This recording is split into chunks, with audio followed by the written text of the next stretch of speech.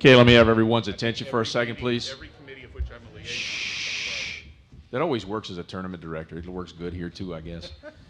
Right at the start of this, before we jump into the official delegates meeting and its proceedings, we're going to have about a 1-minute executive board open session to take our vote on an appeal that we heard over the weekend and that we had to get a little bit more information for it, and we voted last night. And so we're going to, in our final closed session, and we're going to do a quick open session for about a minute this morning that allows us to go ahead and publicly document that vote from that appeal.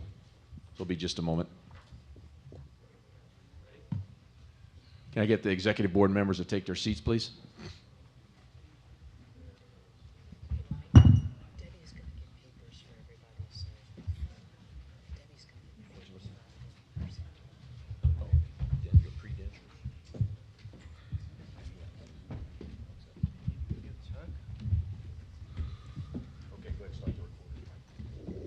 I will be starting the recorders at this time. So, call order for this open session. U.S. Chess Executive Board open session for Saturday, August 4th. Yes. August 4th, 2018, Middleton, Wisconsin. Mr. President. Mr. Secretary, can you call the roll right quick, please? President Hoffpower. President Hoffpower. Here. Vice President Priest. Here. Vice President of Finance Unruh. Here. Secretary Neatman is here. Executive Director Meyer. Here. Members at large, Hal Spreckman. Here. Angelina Belkovskaya. Here. And Vish. Here. Vish van der Vaart. Here. I'm going to get your name right sometime. You need more time.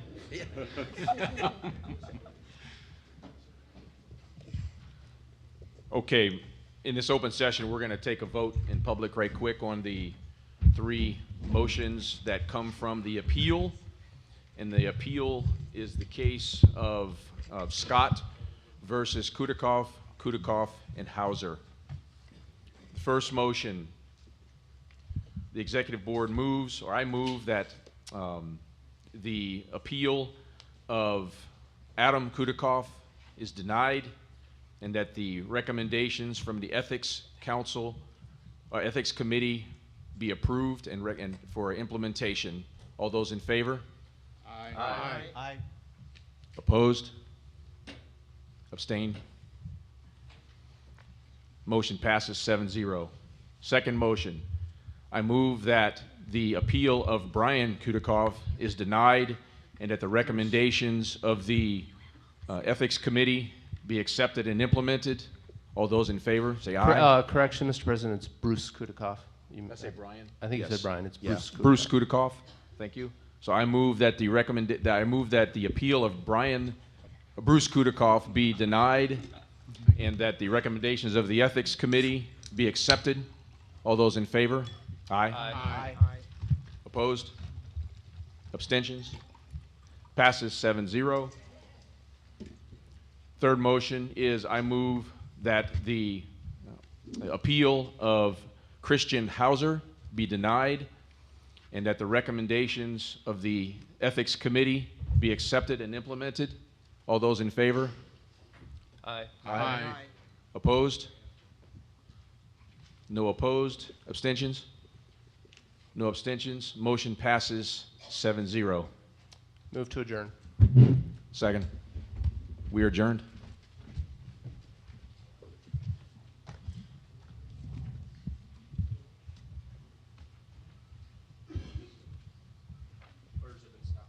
Okay.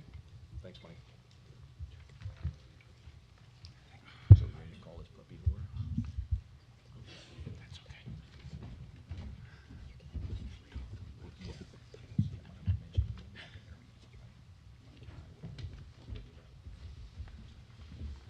Still ready?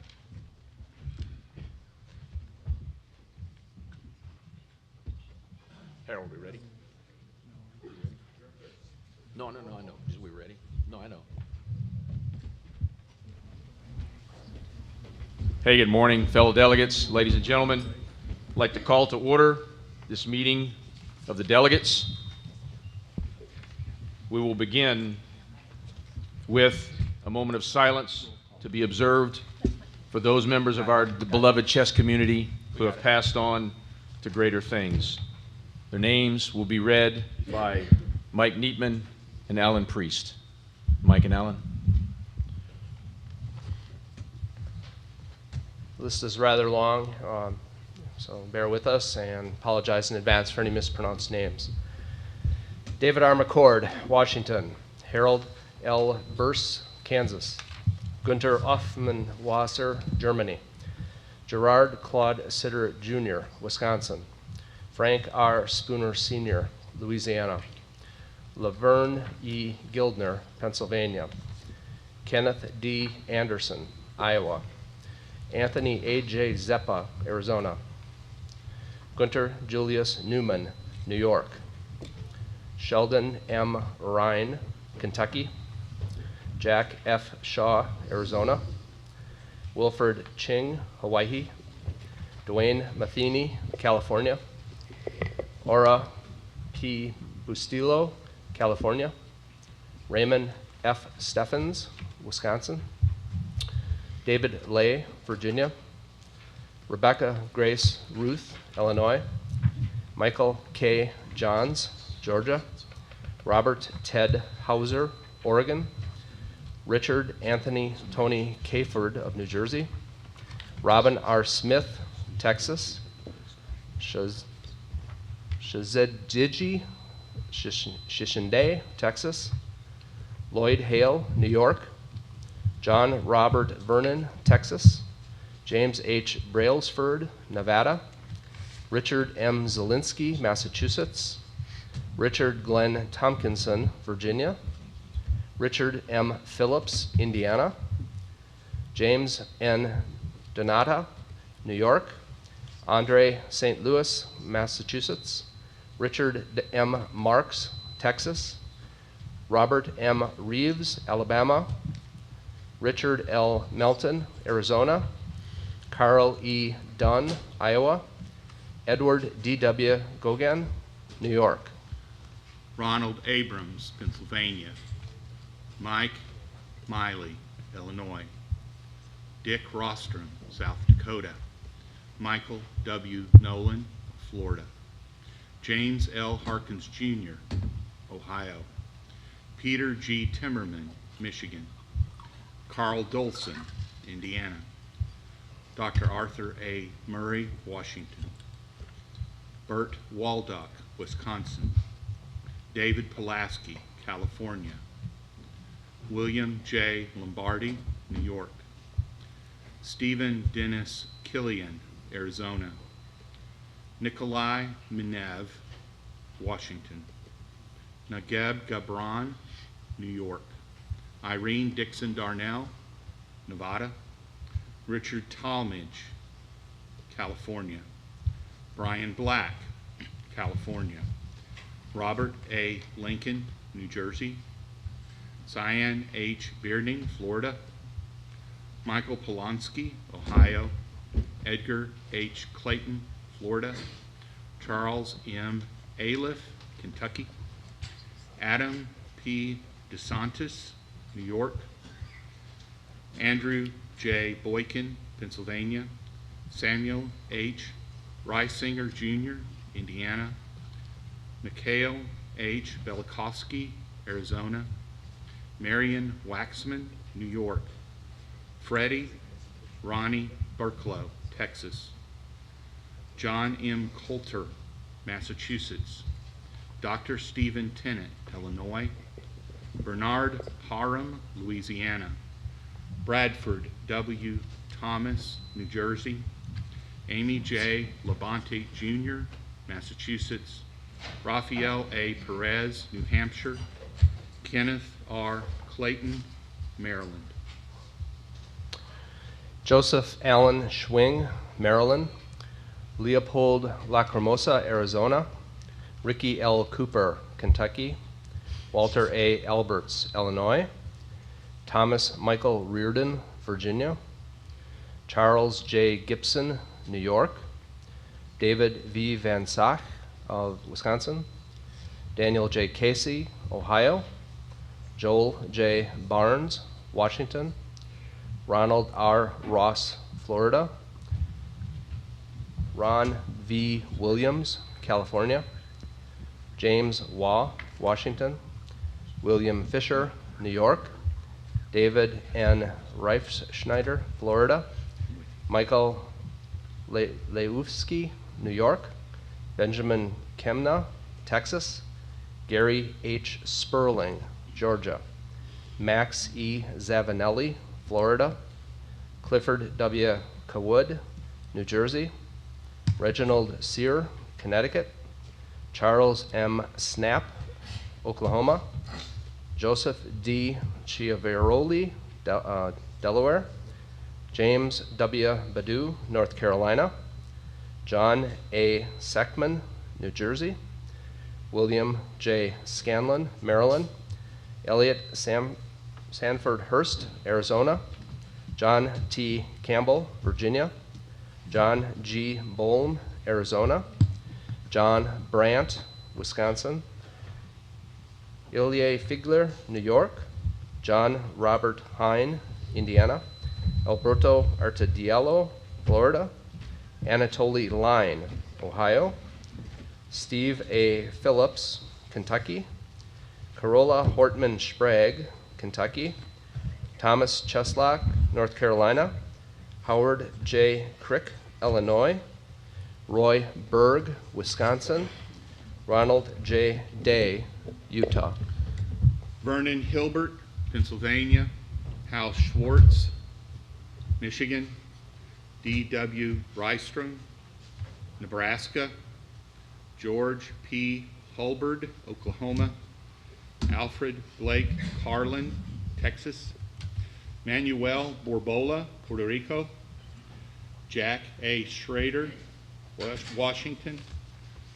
Douglas G. Whitman, Wisconsin. Mohammed Tabakovic, Minnesota. Michael Bukawicki, Nevada. Evan Post, Pennsylvania. Michelle D. Vesey, Maryland. Darrell O. Alayan, Maryland. Ronald W. Millard, Illinois. Randall C. Sen, Tennessee. Wayne L. Stedman, Massachusetts. Lewis W. Adams, Sr. of Ohio. Jerome E. Thomas, Illinois. Erwin Rothschild, Illinois. Charles W. Kramer, Illinois. Donald V. Hafner, California. Charles I. Krauthammer, Washington, D.C. James L. Crenshaw, Missouri. Louis P. Jacques, Massachusetts. Gouverneur Gill, Wisconsin. Douglas J. Strand, Maryland. M. Barry Richmond, California. Joseph E. Orzano, Jr., Nevada. Gordon Lee Poor, North Carolina. Cletus F. Husky, Illinois. Royal E. Franklin, Colorado. Kent G. McGillicuddy, California. The Reverend Richard M. Cressman, Florida. John Hall, Texas. Chris Goldthorpe, Florida. Claude Joyner, Maryland. Gerard J. Dolia, Pennsylvania. Kenneth Frederick Temple II, Virginia. And James L. Crenshaw of Montana. I would like to invite forward any delegates who would like to bring forth the names of other departed players. My high school coach passed away this year, and I want to remember him, Tom Strauss. Lawrence, New York. It's Jerry DeLay, who was both executive director when I began at the Chess Federation, and served both as interim, later on as interim executive director and editor of Chess Live. So it's Jerry DeLay. Thank you. Are we allowed to do more than one? Yes. I'd like to recognize Alan Benjamin, past president of the New York State Chess Association. Carrie Goldstein, who was our editor of the state magazine. Steve Ferraro from New Jersey, who was an active player. And Bruce Albertston from New York, who was a good mentor and chess coach. Was those this year? Are there any others? Okay, we'll pause for a moment of silence.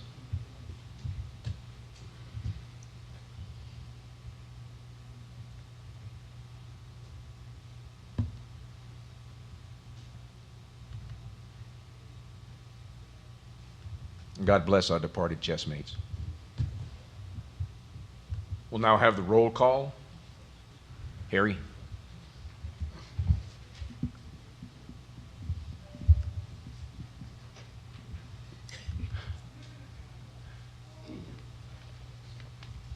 Is this working? It is. Yeah, Yeah, it was. It is. It is. It was. be real close. It is working? Yes. Yes.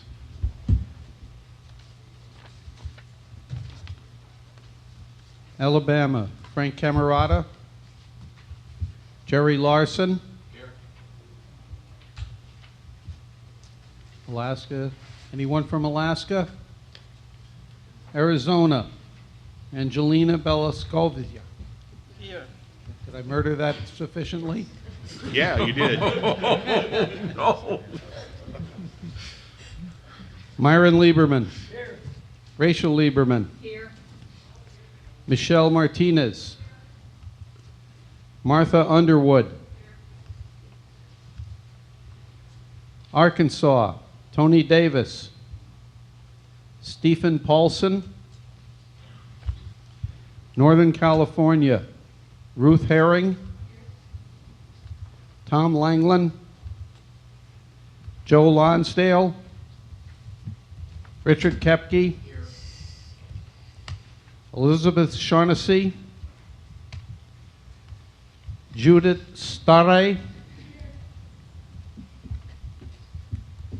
James Eade. John McCumsky. Abel Talamantes. Stephen Shaughnessy. John Donaldson. Mark Pinto. Jordan Langland. Eric Lay. Paul Whitehead. Southern California, Dwayne Barber. Philip Chase. Sean Manrose. James Manella. Steve Morford. Jennifer Valens. Randy Huff.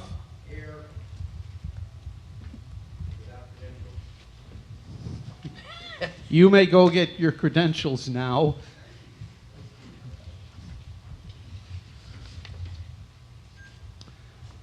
Richard Buchanan.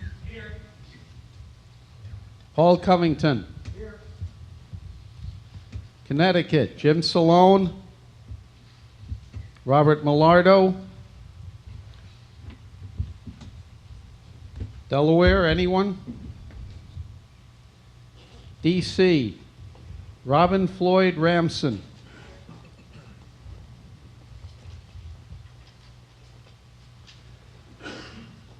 Florida, John Haskell. Steve Lampkin. Harvey Lehrman. Kevin Pryor. Peter Dyson. William Bowman. Robert Persante. Steve Vigil. Daim Shabazz. Larry Storch. Steve Chernobyl. Tony Cattell. Georgia, Thad Rogers. David Hayter. Frank Johnson.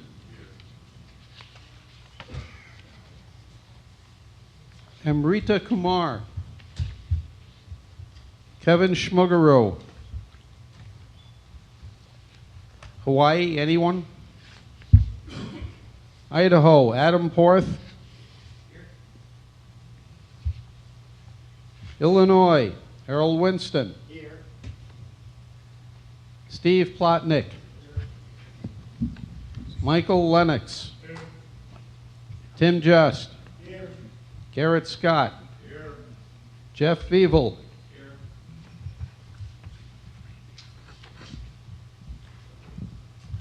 Helen Warren. Indiana, Gerald Roberts. Matthew Leach. Roger Blaine. Roger Norris. Iowa, Christine Dennison. Eric Vigil. Pick up your credentials. Kansas, Brian Yang. Glad to see you woke up this morning.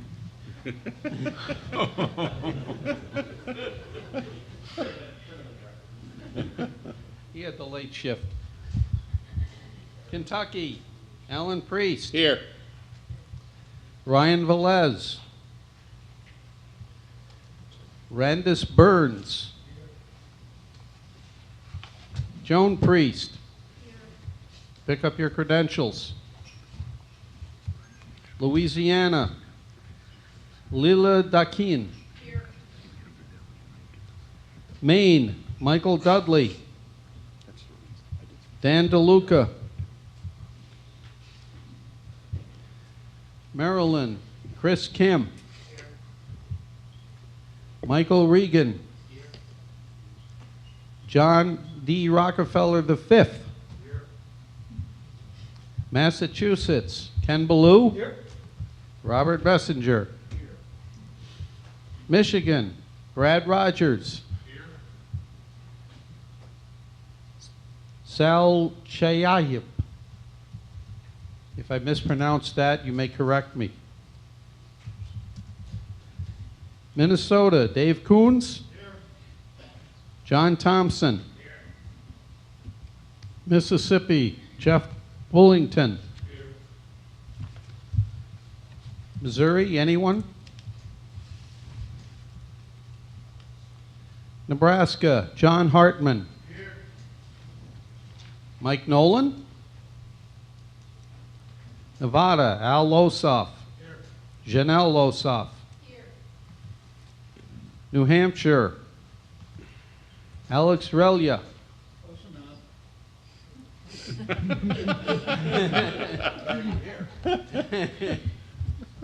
Well, he's close to me right now, that's for certain. Al Terry. Pick up your credentials. New Jersey, Hal Spreckman. Here. Michael Kodorovsky. Stephen Doyle. Maxim Dlugi. Leroy Dubeck. New Mexico, William Barella. New York, Beatriz Marinello. Harold Stenzel. Sophia Rode. Ed Frumkin. Daniel Rode. Phyllis Benjamin. Vanessa Sun. Is that a here? Sunil Weeramontry. Polly Wright. Bill Goichberg. New York Upstate, Al Lawrence. Here. Steve Emmett. Here. Harold Scott. Srinivas Alampali. Here. Sandeep Alampali. Here. North Carolina, Kevin Hyde, Wayne Spahn, Debs Pedigo, Venkat Araja Shanmugavaddevel. That's pretty close.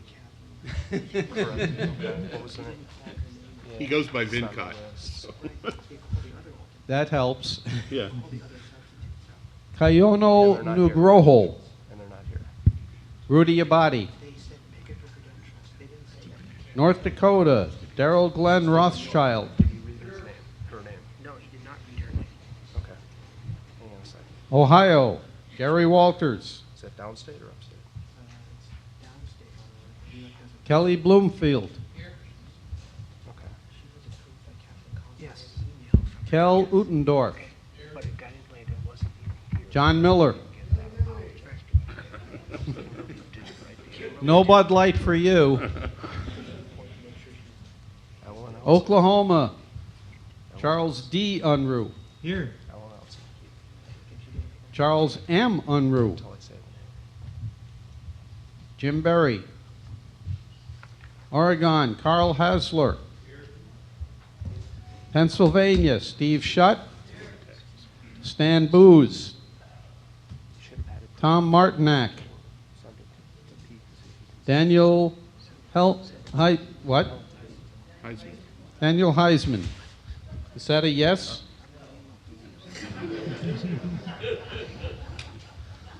Robert Ferguson. Lateef Street.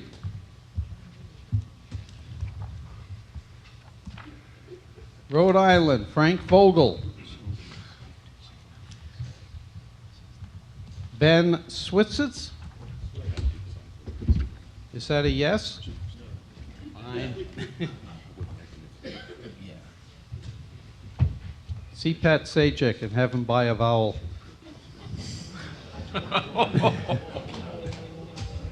South Carolina, John McCrary. Dave Grimaud. Maureen Grimaud. Pick up your credentials. South Dakota, anyone? Tennessee, Corey Cormick. Chris Prosser. Angela McElrath Prosser. Harry Sabine.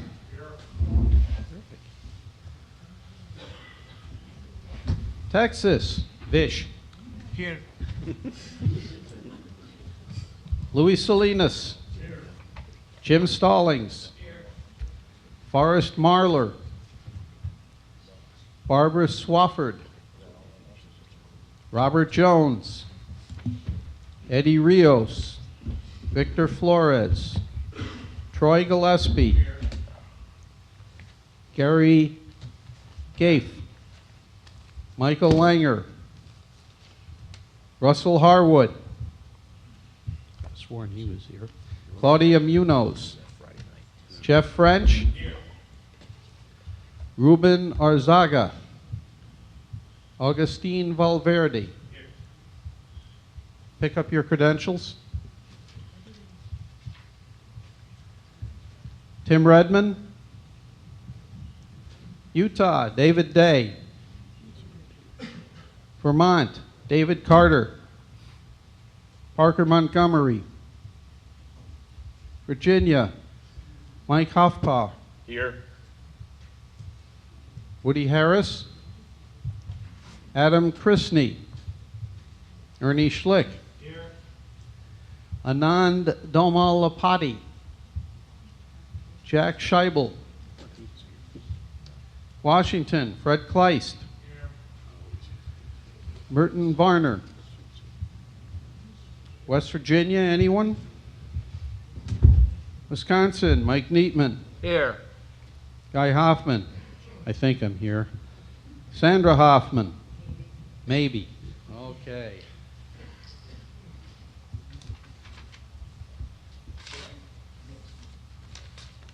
Back to Alabama. Ken Sloan. Here. Pick up your credentials. Thank you, Ken. Mr. Secretary?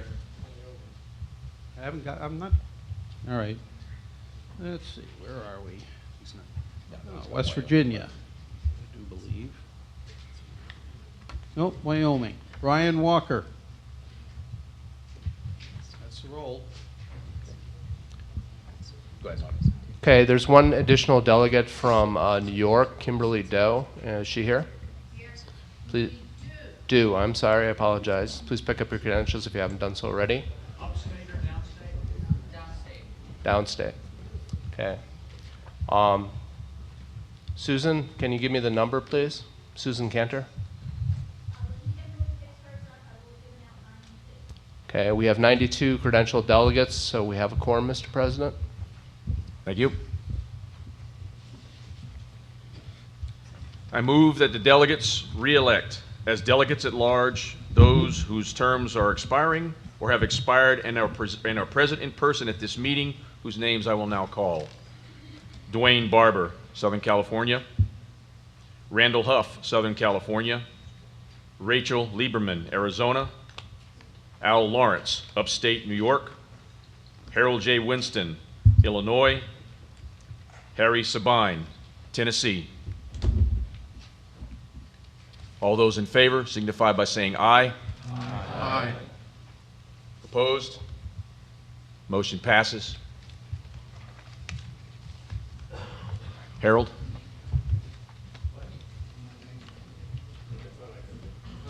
Excuse me, when you read the list of names, you have John McCrary. To the mic, use the mic. All right, I'm sorry. When that list of names was read, was John McCrary of South Carolina on it? No, it was not, because you didn't put it on your list. All right, I You screwed added up. that to your list. Then I move to add John McCrary to be reelected a delegate at large from South Carolina who's present. All those in favor signify by saying aye. Aye. Opposed? Sorry. Motion passes. We tried. Mike, it's raise your credentials, not. You can do it however you want to.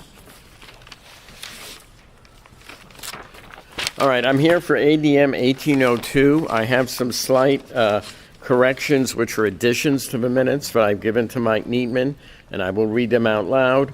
We are missing votes on two motions on page 8, DM 1722. The vote was 21 yes, 48 no, 6 abstentions. Could we speak louder, please, at the front mic, or turn You'll the have to mic go on? right into that. Oh. That's a directional mic, you have to go directly into it. Sorry, is this better? That's much better. All right, I'm moving to accept the minutes with 3 slight corrections. First two are both on page 8. The vote is missing on DM 1722 and 1724. The vote on 1722 was 21 yes, 48 no, 6 abstentions. The vote on 1724 was 27 yes, 44 no, 6 abstentions.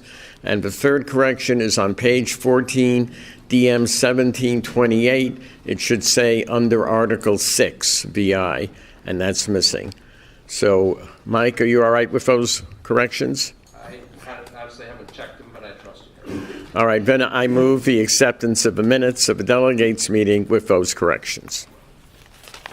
All those in favor, raise your credentials, say aye. Aye.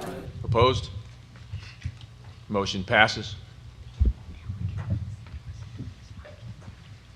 I move that Mr. Ken Ballou be appointed as our parliamentarian. All those in favor? A second? Yes. All those in favor, raise your credentials, say aye. Aye. Opposed? Ken's opposed, okay. We got a problem. In Houston, we have a problem. Abstentions? Motion passes. Mr. President, one additional delegate from Ohio. What is the name, Susan? Kel Uldendorf? Okay, you didn't pick up your credentials earlier. She doesn't have yet in there. Okay, thank you. Okay, thank you, Mike. I move that the delegates approve the advance agenda for the 2018 delegates meeting and approve the standing rules as printed in the delegates call. Mr. President, we have a need to amend the agenda There was an item that came out after the deadline for posting the agenda. There was been a challenge to the state affiliate for the great state of Connecticut, and the board is required under the bylaws to make a recommendation to the delegates. I would like to move that we add that to the agenda as the very first item of new business before the motions that came out of the membership meeting, and we'll do the motion at the time. We have a second? Second. Okay. Discussion? All those in favor, raise your credentials, say aye. Aye. Opposed? Abstentions? Motion passes. And now we got to vote on the agenda itself. Call the vote on the agenda itself now? As amended. Yeah, as amended. All those in favor of the agenda as amended, credentials and state aye. Aye. Opposed? Abstentions? Motion passes.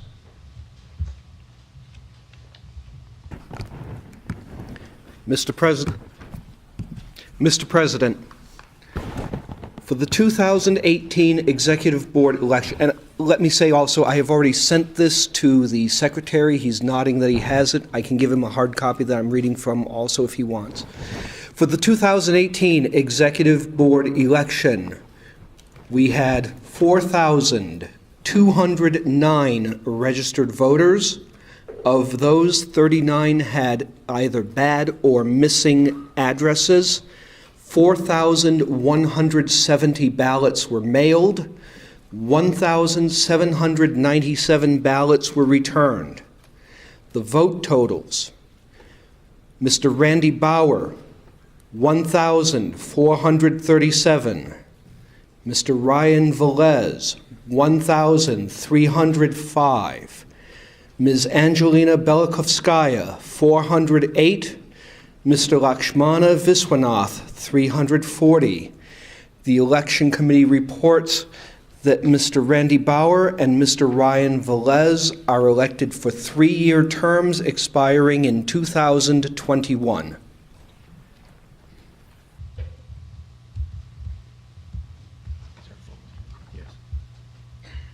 All those in favor of the election results as reported by our parliamentarian, state aye. Aye. Opposed? Abstentions? The motion passes. Those newly elected executive board members under the article of the bylaws who are not already delegates are now allowed to pick up credentials as delegates under the provision of the bylaws. So Mr. Bauer and Mr. Velez can go and collect delegates' credentials.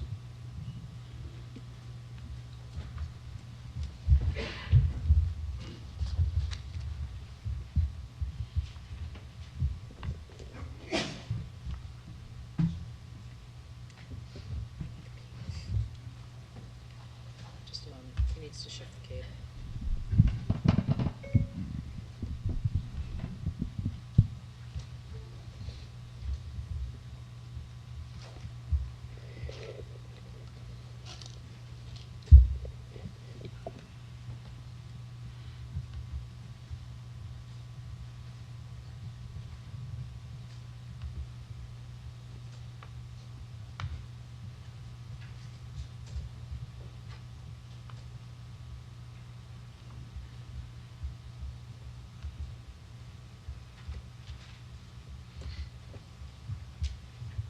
Okay, thanks.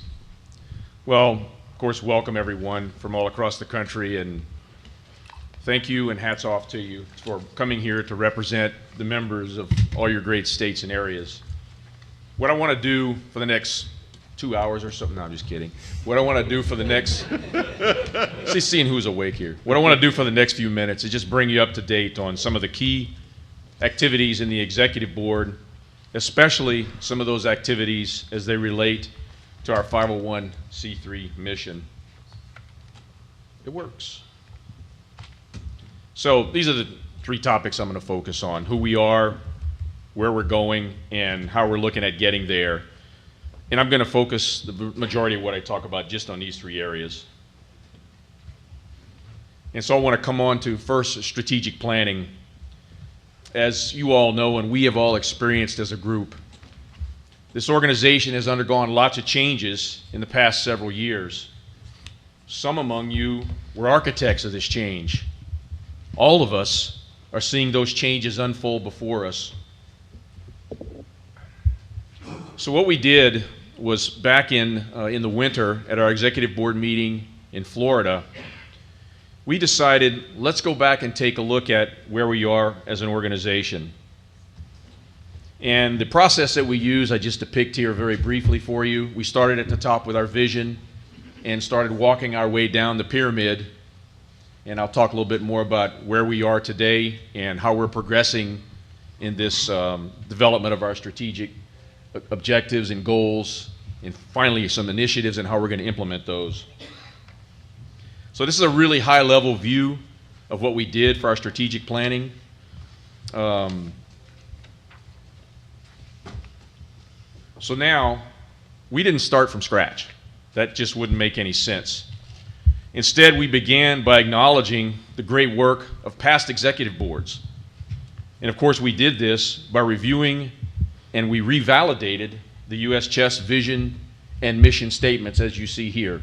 And these are the same ones that are on our website today.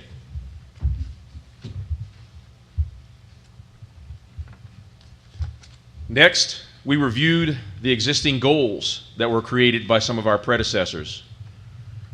Growing the game, informing and engaging the educational community, continuously improving the operations of our office and providing our services to all of you, expanding the depth and breadth of partnerships, and increasing opportunities for underrepresented segments of society. And we found those goals sound, that they were a good expression of who we are as an organization and what success should look like for us as we go forward. So we knew and were confident that we had a good foundation on which to continue building.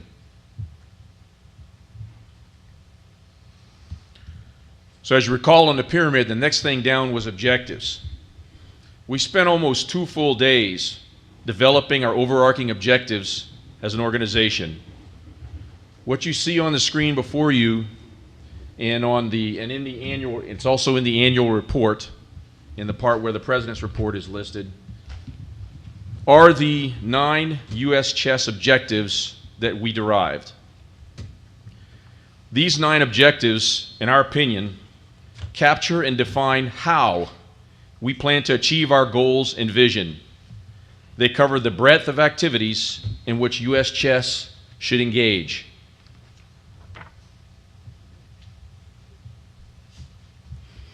So putting a little more meat on that pyramid, for each of the goals, we defined objectives, and as you saw, we just had 9 objectives.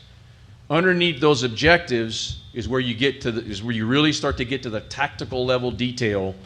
What are the different initiatives, the actions that we're going to do, and then how is each of those actions going to be measured over time so that the progress or lack thereof can be monitored and adjustments made by this executive board as we control the throttles on those different actions and initiatives.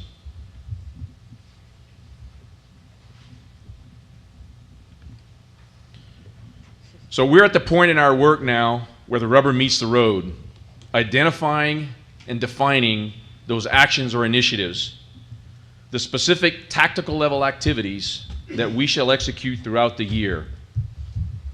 So to grow the game, inform and engage people on the benefits of chess, improve our office operations and services to the membership, to expand our partnerships, and to increase opportunities for underrepresented segments of society, we need to define and develop very specific initiatives.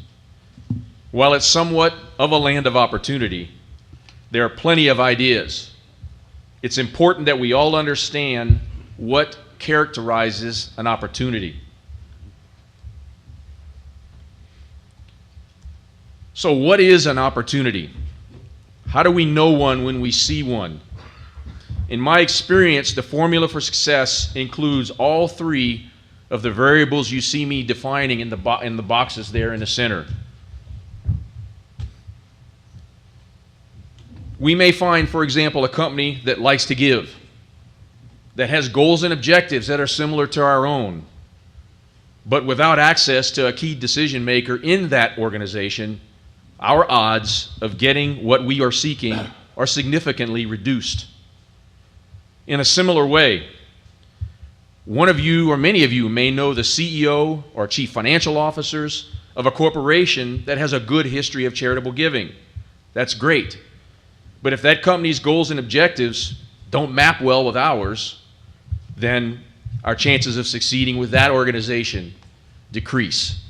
So as you can see from those two short examples, it's important that all three of those line up. An idea is one or two boxes by itself. An opportunity is when you can check the block in all three of those and do so in a rather confident manner. So what we're wanting to develop as an executive board is opportunities. There's no shortage of ideas, but they need to be opportunities, because that's when we have a strong chance for success. So that's where we need everyone's help. We need your help to find the right opportunities, the right places to ask for donations that support initiatives that advance our mission of empowering people through chess, one move at a time. To do this, we're going to need to leverage two key parts of our organization: our committees, because they are filled with members who are active in the activities of chess, and our members, so that's you and those whom you represent.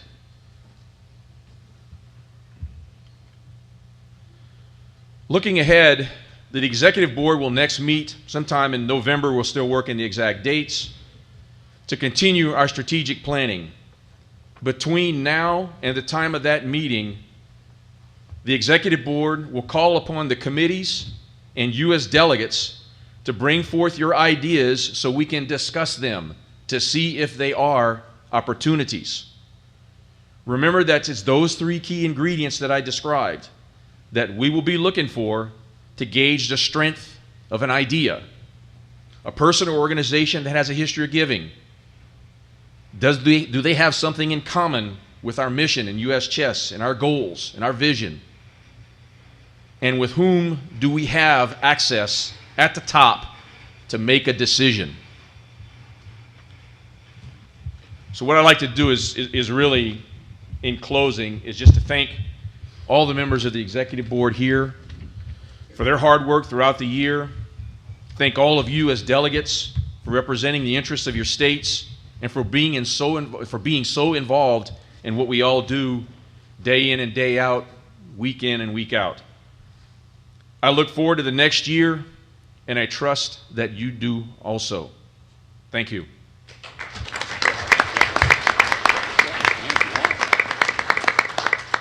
Any questions? Hearing none. Thank you. Appreciate it.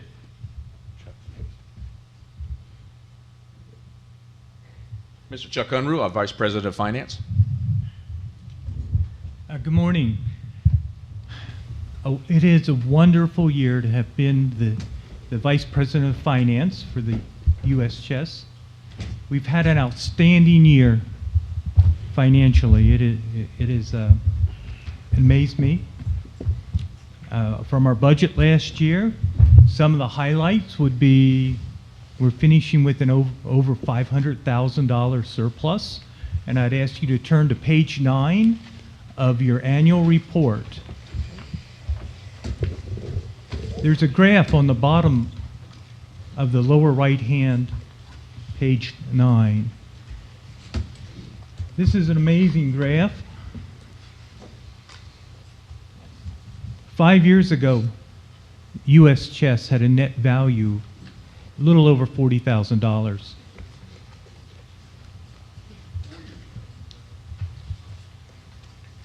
Of your annual report. Today we stand at well over $2 million, an increase of 50 times. The importance of this number is that we've reached financial stability. There are always improvements with like a larger reserve fund. since we do many at-risk activities. Now, an at-risk activity is a scholastics tournament. We never know if we'll break even or make a little surplus on it.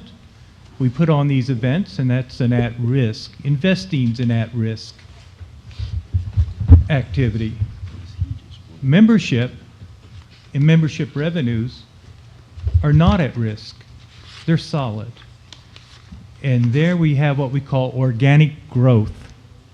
And this year we had some organic growth. Of our surplus, we had almost $200,000 worth of organic growth. Now the chart that you see on year-end net assets, sorry, we have people getting the report this morning. The chart that you see, it looks like a straight line forever, the slope. It's not going to be that way. And the reason is much of our savings that we're talking about in this surplus have origins in not completing the revitalization of our core services. We're working on it. It's something that has to be handled very systematically. It'll be a work in progress. And not to worry anyone, but eventually we anticipate spending $1 million to revitalize our core assets, but not all in 1 year. Next year in our budget, we'll budget for $240,000, and we'll do it piecemeal, and then maybe we'll get a system that lasts as long as the one we're using now, and this would be excellent for those going into the future. Maybe it'll survive another 15, 20 years, 50 years. But we're going to expense a little different than capitalize, but really it's a capital investment into our corporation. So our net asset value will probably remain constant through the next budget. I'm very proud of the administrations that have been good stewards of our membership finances. And as we go forward, you've had an opportunity to look at the budget. We've done it in the workshop. It's a modest budget. It's conservative, and still, bottom line, with the upgrades and the revitalizations, we should have a surplus of over 2 to 3%. Well, it doesn't sound like much, but if I say $77,000 roughly, that sounds a lot better than 2 or 3%. There should be audited financials that are out, and I would ask you to review all those, and if you have any questions on the finances, I would take those at this time. Yes, Alan will speak to the audited financials. Because that's what I do for a living. I'm a CPA, and one of the core services I provide is auditing of nonprofits. A couple of things to point out about the audited financial statements, which the audit opinion is dated August the 2nd, a couple of months after our fiscal year end. The audited financial statements, if you have those in front of you, page 3 and 4 is the auditor's opinion. The auditor issued an unqualified opinion. That does not mean the financial statements are perfect. What it means is that the auditor did not find anything wrong that was large enough for you to form a different opinion about the financial position of the organization. There are a couple of things that should have been adjusted, maybe, that we chose not to. The liability for gift certificates for correspondence chess tournaments, for example, on our books is too high. So we need to fix that. There's a couple other little things like that, and there always are. So the auditor's opinion does not mean it's perfect. It means it's close enough that your evaluation of the financial strength of the organization wouldn't change even if it were perfect. The other thing coming down the pike on our financial statements, and by the way, the financial statement, the audited financial statements Monday should be up on the website, is that they will be undergoing a format change. The accounting standards body have released a requirement to change the format for all nonprofit financial statements. If you're really into accounting geek, I could go into it. Most of you all are not. But they will look a little different. What we're doing to preparing for that is that the auditors are going to go ahead after we get the tax return for the organization done and recompile the financial statements in the new format. That'll give us the ability to work out any kinks in it. There will be some additional disclosures about asset restrictions and things that, for example, have to be in there. We're going to go ahead and do that, and actually they're going to issue a compiled financial statement in the new format, and we'll probably make that available on the website as well. That'll give us a good springboard into next year so that we can make sure and get the financial statement done in time for this meeting, because if we have to do all this reformatting next summer, it's going to be a real challenge to get everything done in time. So we're anticipating that and getting ahead of it. One other thing administratively about that you may not realize, because we're a 501c3 and because we do things like allow for donations on our websites, we have to make filings in every state equivalent tax jurisdiction in the country. Some of those go with the tax departments of those states or state equivalents. Some of those go to the Secretary of State. Some of them go to special offices that monitor charitable giving in those particular jurisdictions. And we have to, for most of those states, we either have to have the audited statement or our federal Form 990 or both. And our office accountant, Deborah Robinson, it's about a 3-week project for her to make filings in all of those jurisdictions.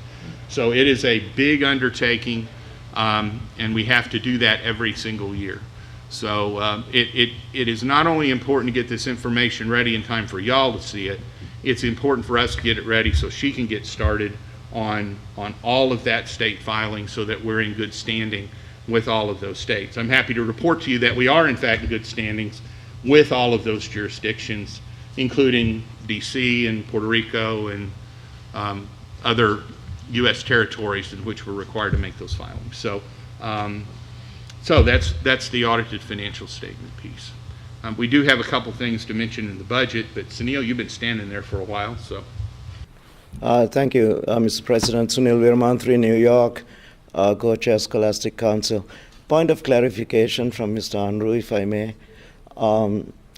The statement about Scholastic's tournaments being uncertain revenue and membership being more stable, could you clarify that, please? You'll have to speak up. The risks about the Scholastic events being a risk revenue item. Yes. As okay. opposed to memberships being more stable. That's the yes. question. Yes. Well, Sunil, that statement wasn't meant to be negative. It's just a Scholastic tournament. We could have a flood, a tornado, and it would greatly impact our bottom line. Whereas membership revenue going back into the 90s has been steady, about 1.8 million to 1.9 million a year. That's all. Okay, thank you. Yeah, I think the comment is that tournament revenue in and of itself is dependent on a lot more variable factors than membership revenue. Like people got to show up, people got to be able to get there. If we had a Scholastic tournament scheduled for October after the events of 9/11, we would have had an attendance problem. You know, so that becomes a risk factor. And some of those we insure away. We try to insure away some of that risk when we have a super national. When we have spring nationals, the cost of the insurance we've decided probably isn't worth it for an individual event. And hopefully if we had a problem with one event, some of those people would move on to the other event. You know, junior high players routinely go to play in the high school, for example. But there's a little more risk involved with that on any of our event revenues as opposed to membership revenue, I think is Chuck's point. Good morning, Carl Hessler from Oregon. I was reading through and I noticed the tournament expenses were almost $1 million, 950-some thousand. But I looked for any kind of a breakout in the notes and I couldn't see it. Is there any information on, you know, Scholastic versus other versus sending people to Olympiad versus? Is there any breakout of that anywhere? Go ahead. Thank you for that transition. The easiest way for us to talk about that and stuff that you have in hand is in the budget document, okay? So in the budget document, and Carl, I'll get into the detail of this here in just a second. When the auditors do the financial statement, they just look at tournaments and they put the whole thing together. We really have two completely separate buckets of events. Sort of have three. But we have U.S. chess events and we have FIDE stuff. Okay? So by and large, the simple way to describe this is we have a bunch of U.S. chess events that from a financial standpoint are not big issues one way or another. They tend to be bid events, and some of those get support from the organization, the Blind Championship, for example, and donations. Some of them actually result in some revenue back to the organization. U.S. Amateur Team East, for example, National Open with the Losofts in Nevada is another example of that, and some others. Please, if you did one of these and I left you out, I'm sorry. You know, the senior and junior, those are all our events that are bid out that have varied degrees of financial results.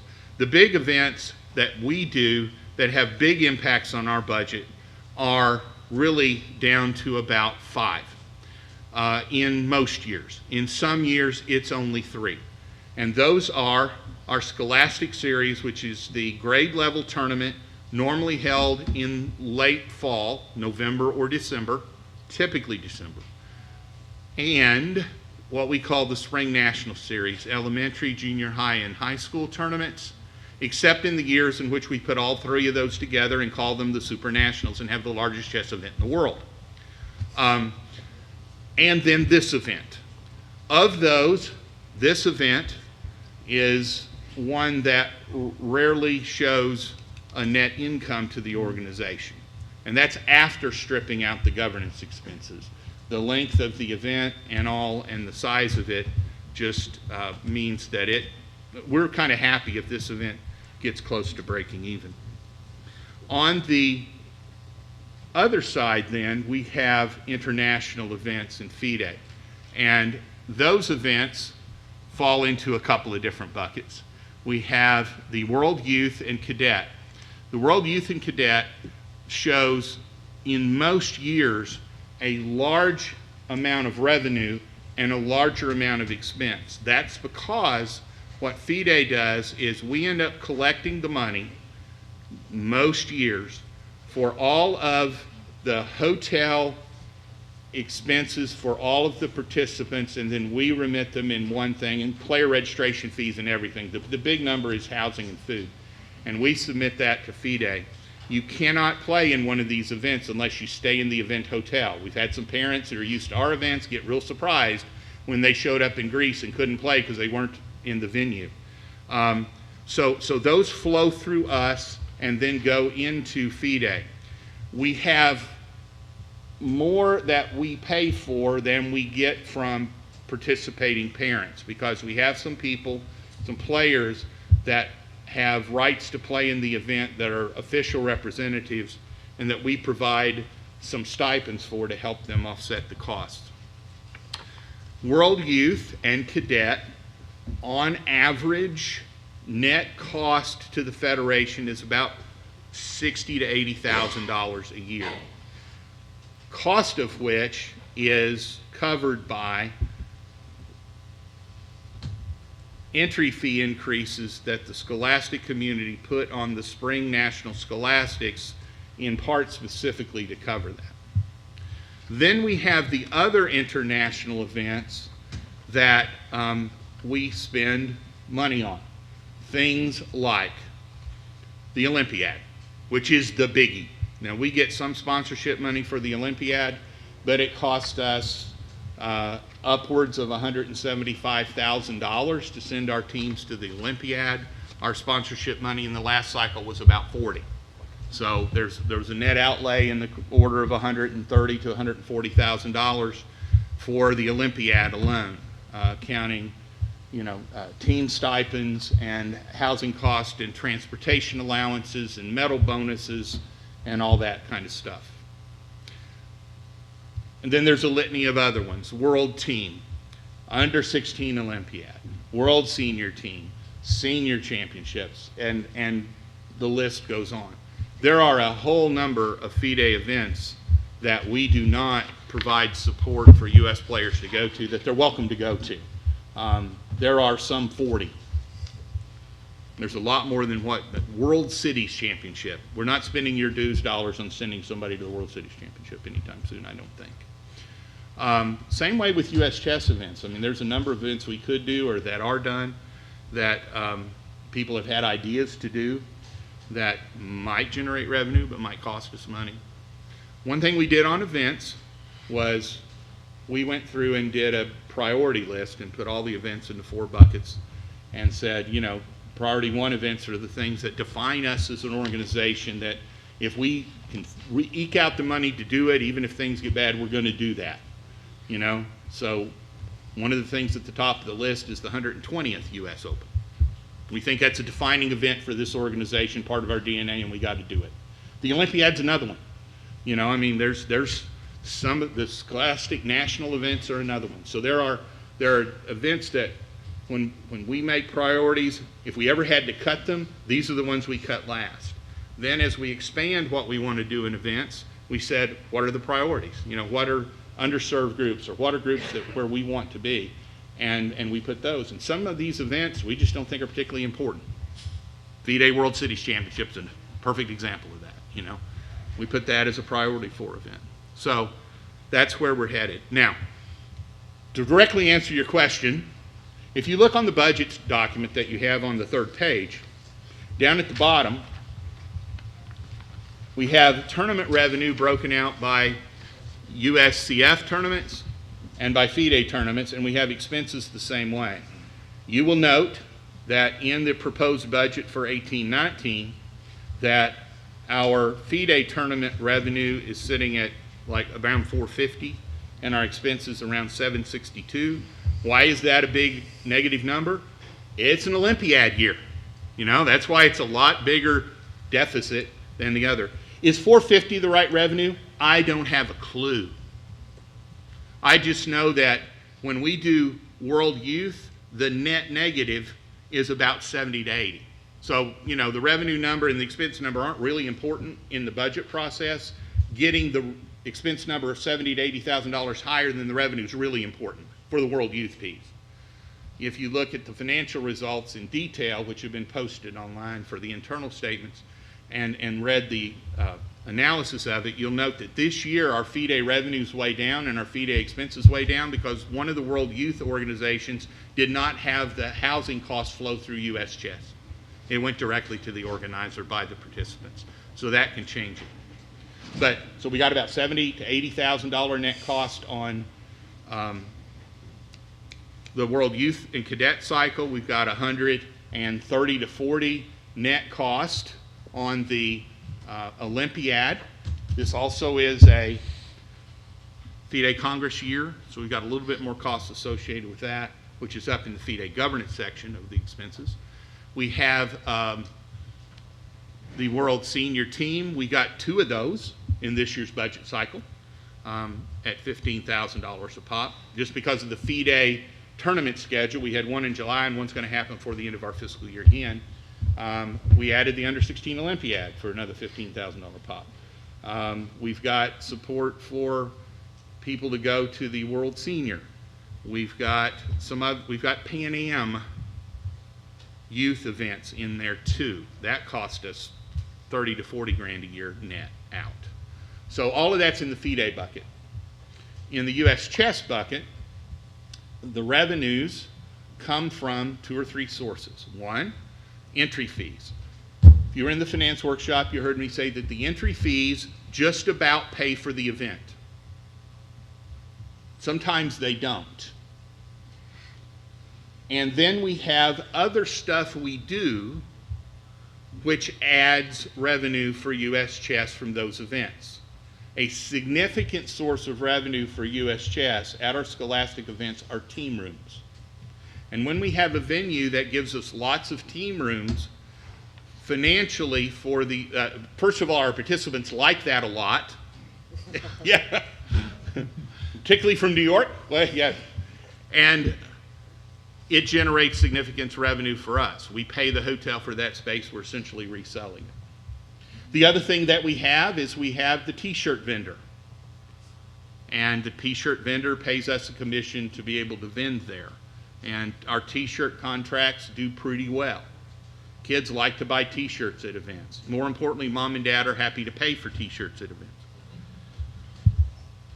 And then we also have bookstores and bookstore revenue at those events as well. There's vending contracts and some other odd vending stuff, and sometimes some other, we have side events. There's friends and family, and there's simul's, and there's some other stuff that happens. Those aren't big numbers, but by and large, those will offset.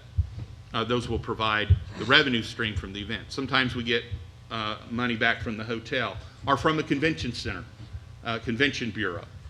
A couple of years ago, the Nashville Convention Bureau, when we had the Super Nationals, provided some money to help pay for scholarships for winners for the event, for example. So those are all aspects of those tournaments. One thing that did happen in the current event cycle, y'all last year said that you wanted us to do more background checking of the people we hire to work at these events. And I think in the current times in which we live, that's a grand suggestion. No one thought that was a bad idea. The second order impact of that is we can't have people walk up at the event and volunteer anymore. And we would have a lot of that. Think about this. Someone would show up to help us in the K1 section, and their job as a volunteer was take kids to the bathroom. Do you see a problem with that? So what ended up happening is we hired more staff to help with that. When Boyd looked at this, he says, I got to hire more people. Some of those are tournament directors, some of them weren't. But it raised the cost of doing the event. And this was after we had already announced what the entry fees were being. So those events now are seeing an entry fee increase to help us pay for the increased staffing costs created in part by the need to have better security over our people who are working at them. As a parent as a person who got involved with US Chess because I had a 5th grader who's now 28 who liked to go to national tournaments, and that's kind of how I got started. I know for a fact that the entry fee is the least cost involved with going to one of these events. So as we have added that in, I don't think that's going to cause a lot of a ripple. If we get the funding in place, we also may have the ability to help people who struggle with some of the costs. That would be an admirable goal for us as a 501c3 to aspire to. So during the next year in the budget, the event staff has looked at both the FIDE events and the US Chess events and figured that the US Chess events would generate about $240,000, while the FIDE events are going to cost us net more than that. So that our events as a whole next year, which is not uncommon for us in an Olympiad year and a World Team year, particularly if they both fall in the same budget cycle. Sometimes they fall in 2 different years for us, sometimes they don't. The net out-of-pocket cost for events is going to be around 70-ish, we think. Now maybe we'll do better than that. Tell me how many people are going to show up for each of the national scholastic events, and I'll tell you how it's going to go. But so it's just kind of a guess there. If we want to speak to the budget for just a minute without repeating everything we did in the Finance and Budget Workshop where we covered this in detail. If you're not familiar with the process by which we go through, for the last several years I've done most of the revenue projection independently of the office which was doing the expense projections.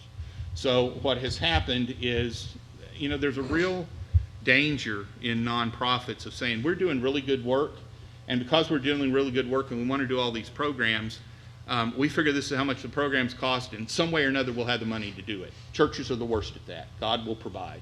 Point of information. Yes.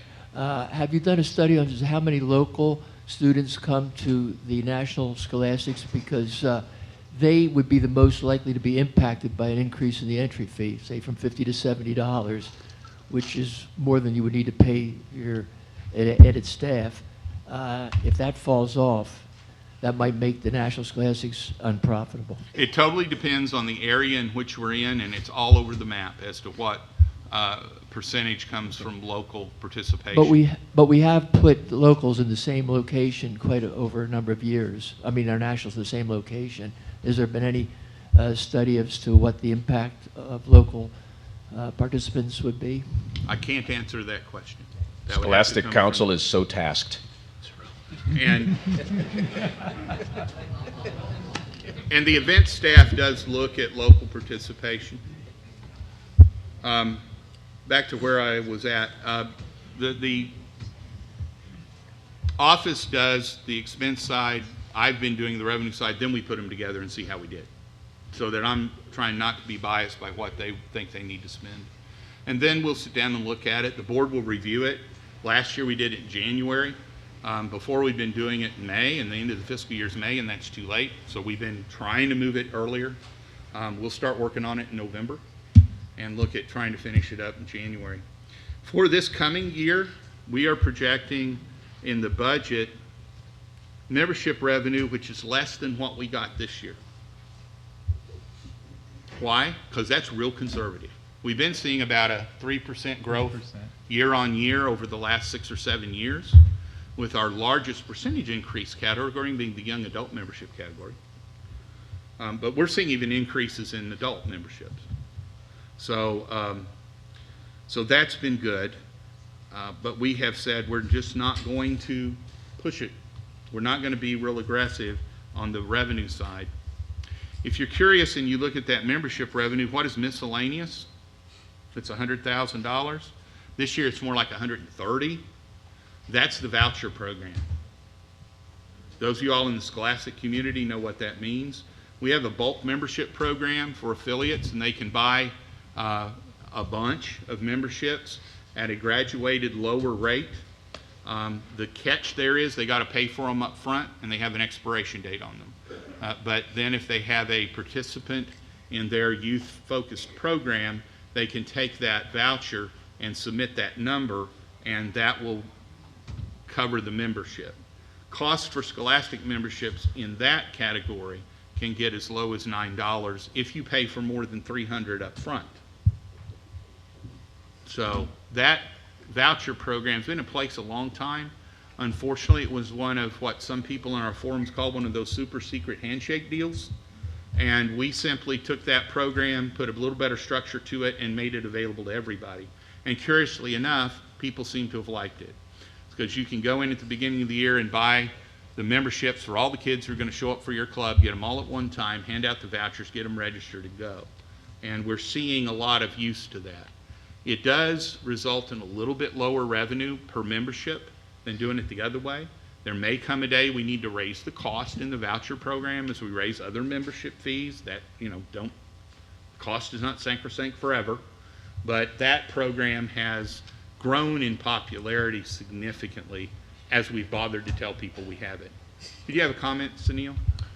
Yes, just a question. First, I would like to apologize for not having been at the finance workshop. I was at a different workshop. My understanding was that with the increase in entry fees, which is now part of the budget, that there would be definitely a provision for accommodating students in Title I schools, for example. That's not, I believe, what you said. Could you clarify, please? That's really a question for the event staff. Honestly, it is. Including in the budget is the event staff's projection of revenue from those events, which I know includes the impact of what they think that the fee increase on these events will be. And I don't mean to pun it, I just don't know the answer. Right. Should there be an increase in entry fees? I believe that's in the projection, correct? Yeah, it is. So if the budget is passed, that means that the projected increase in entry fees passes, correct? No. Okay. What it means is that the event staff has proposed changes in the entry fees. We figured that in. Remember, the budget is not legislation. The budget is advisory. Okay. So, but I believe that we have already, Boyd or Pete, we have already put out the TLAs for the grade level, which includes whatever the entry fee is. Is that not correct? And that entry fee reflects an increase in it, I believe. May I know what that is?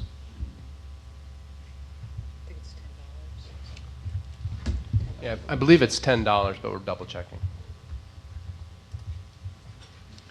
It is also important to note that the entry fees for these events have not changed in about 8 years.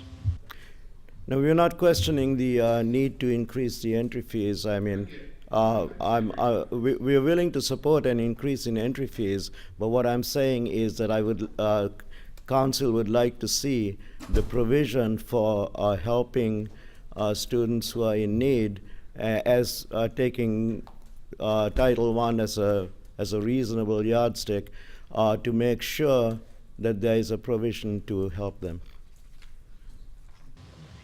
I think that's something the Scholastic Counselor needs to Scholastic Council needs to coordinate with events. Seriously. I mean, Okay. Thank you. And the amounts, Sunil, for the entry amounts for the Yes. the K-12 grades are 60, 80, 95, and then 100. which I think is $10 at Thank each category higher. Thank you, Mike. I guess we will have that discussion. Thank you. The other revenue sources are largely projected to be the same, even in ones that we've shown some increases. Rating fees are an interesting item just to talk about. They're not huge in the budget, although if you look at the bottom line, they're a huge part of the bottom line. We have seen rating fees increasing significantly over the last several years. What does that mean? It means we're rating more games, because the ratings fee hadn't changed in forever also. It's a quarter game. So people are playing more. And I think we're seeing I remember when I first got involved here, we had little bumper stickers and stuff and sayings, like activity means memberships or something like that. Yeah. Well, guess what? It does. So rating fees this year were close to $190. Magazine cost. The big issue on our expenses are something that's in your book is web services or website design and maintenance. That's not really what it is. Chuck alluded to this when he talked about the need to refresh our core services. We talked about this in depth, a couple of different workshops as we went, but for those who didn't attend those, we've got to go in and change our database structure. Mike Nolan created it a long time ago, and that's probably enough said. It was a long time ago. So the structure under which it was done and the programming languages under which it was done were absolutely state-of-the-art when he did it a long time ago. And so the world has changed. The other thing, just bluntly, and I've had this conversation with Mike, is Mike did it a long time ago, and Mike's 1 or 2 years older now. So as we look to bring this up into a more modern programming format, it's incumbent upon us to do this while we have Mike able to help us decipher what he did. So that process, frankly, is more important than the skin of stuff showing up on the website. The part of the website we absolutely need to do. There's more stuff we need to do on the website.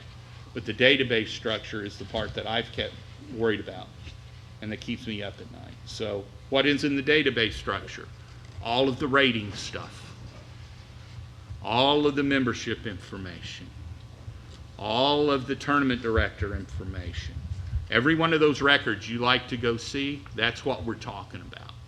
And all of that's got to be fixed and modernized and be put together in a way we can use it more easily. For example, 1 or 2 of you all have at times asked Mr. Nolan through various ways for information about stuff. Sometimes those requests are formal. Some of those is somebody makes a forum post and said, what about this? And Mike will go through and come back with some sort of chart. One of the problems is Mike has to go through and come back with some sort of chart. Modern database structure would make it a lot simple for queries. What we're doing isn't simple. And so Mike ends up having to programming all of those things individually. And that's not good for the growth and the health of the organization long term. We've been budgeting for sort of this stuff. In some years we haven't spent it. We're going to be spending $250,000 a year-ish, maybe more, maybe less, for several years running. At a report, at one of the workshops, and I can't tell you which one, Executive Director Meyer said this project could cost as much as $1 million over time. That is not unrealistic. And it is vital that we do it for the long-term health of this organization. The good news is we have money in the bank, and we have projections to not spend every single dollar we got and do this project too. This budget has a bottom line positive figure, doing a phase of that and sending teams to the Olympiad and sending teams to the World Senior twice and we still got a bottom line that's not negative. And we think that's relatively conservative. Under staff, you will notice that the payroll budget is a decrease from last year. Why? Well, we had some positions we budgeted for last year we didn't fill, so we didn't actually spend all what we budgeted. We also knew we were going to be undergoing an executive director transition, and we budgeted a lot more than we spent to do that, because we had budgeted for our outgoing executive director to be available to our incoming executive director for a number of months.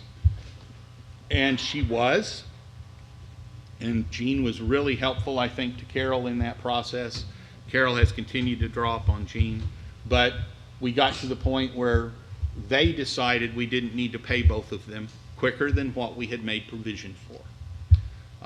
So that was good. That saved us some money in that transition than what we had thought. Some of our other costs in that area are up, and frankly, that we misbudgeted some of that last year. And we had some amounts in payroll that really were fringe benefits. We did a better job of breaking the pieces of those out. Everything else, general administrative costs, we've got about the same as last year. Some buckets are higher, some buckets are lower. The big change is less depreciation because stuff's fully depreciated. Governance costs are going to be higher because it's a Congress year. It is what it is. We send a delegation to wherever that is. And we have not budgeted a whole lot of extra money, a whole lot of extra revenue in donations because we don't know what that will be. So hopefully, as we get a development director in place and we develop programs of interest to people who would like to support them, that number may grow. But we don't know that's coming, so we're not going to budget it. All right? Well, we've budgeted for donations and stuff, which are sponsorship money, which we're pretty sure we got in hand. So, at the end of the day, that's what the numbers are. I am pleased to report that over the last several years, we have budgeted extremely conservatively, and we have tended to do better on the bottom line than what we budgeted for the last number of years. That is going to come a day when that doesn't continue. This may be the year. It depends on how the IT project goes, in no small part. And it depends on the success, in no small part, of our scholastic events. Because the scholastic events, net bottom line, was what? 240-ish U.S. chess events? And our bottom line shows a positive number of 77 in the budget. If those don't do that well, that bottom line will go away. Simple as that. But that's why we have money in the bank. That's why we have to have a reserve fund. That's why we have to have cash available. And as you saw from our audited financial statement, we're going into this fiscal year with $2.3 million cash in the bank. I sat on this board one time when we had a meeting in May and we weren't sure how we were going to make payroll come 1st of August. That is not a good feeling to have. We had times when we made payroll because we had a very significant tournament sponsor in this country who decided to prepay his advertising in Chess Life for an entire year and paid for it up front. And that gave us the money to make payroll for the summer. So we're in a better spot than that. And we need to make sure we stay in a better spot than that. So that, in essence, that's the budget. Carl, did you have another question? Yeah, Carl Hessler, Oregon. First, I think many of us in this room were around when things got a little squeaky tight. And I'm sure all of us are incredibly appreciative of the efforts you've all done. That said, one thing I do see that's missing a little bit here is, and I don't want to sound like a finance geek and turn this into too long, but is there any kind of a managerial accounting in terms of how costs are allocated across the different revenue streams? And I say this before, let me just give you an example. It reminds me, the U.S. Chess Federation now reminds me of an auto dealership, in that you've got a lot of different revenue streams all contributing, and you've got all these different cost structures, and they're all kind of in a matrix across. And one of the dangers here is when you can't allocate revenues and expenses properly, you run the risk of having certain things being done that look great but don't turn out to be so great.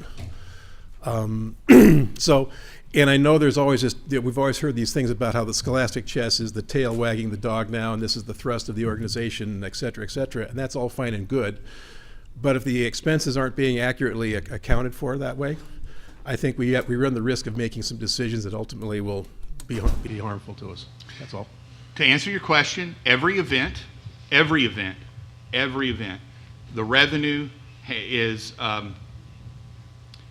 without going into the details how we do it, every event, the revenue is captured separately, and the expenses are captured separately in a set of buckets. So for a national junior high, we've got revenue, and we've got it broken out by entry fees and team rooms and bookstore stuff and all that, and we can run a report and show that independently. Also for that same event, we've got the expenses by tournament director fees, by travel costs, by, there's about 7 or 8 buckets in which we put those expenses.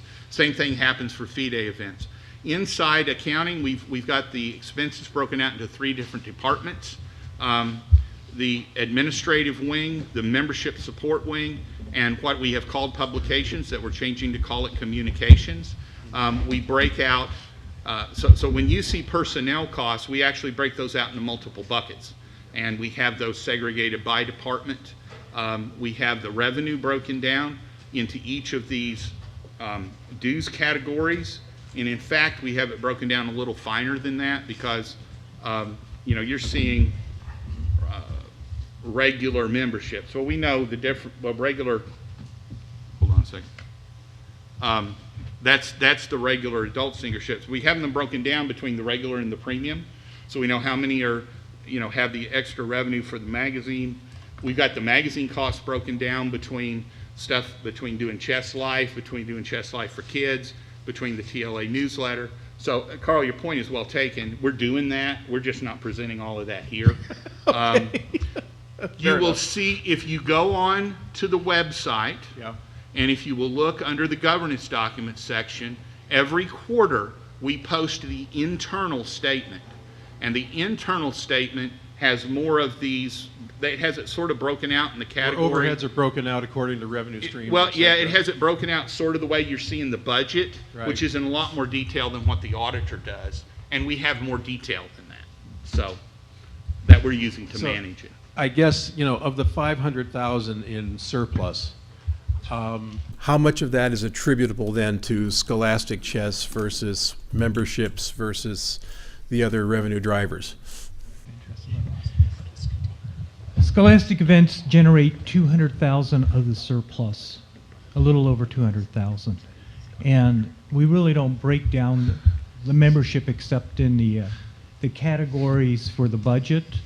I can't tell you anything but the contribution from our scholastic community is very important to the bottom line, and what is happening if we parse the expense side, of course, we have more control over. We know pretty much where our expenses are going to land each year. It is that revenue side that always seems to get us in trouble, but it's been very good recently. Now, you asked about the surplus. Roughly, 230,000 of it we didn't spend this year on our upgrades. That's a significant part. We had 2 unfilled positions for our staff, significant part, $100,000. Real organic growth was somewhere around 200,000. And organic growth means increases in memberships, increases in rating fees, those things that are core to our business. But the major drivers for our revenue, they're going to be, this, as I was talking earlier, the scholastics community, memberships in general, scholastics included.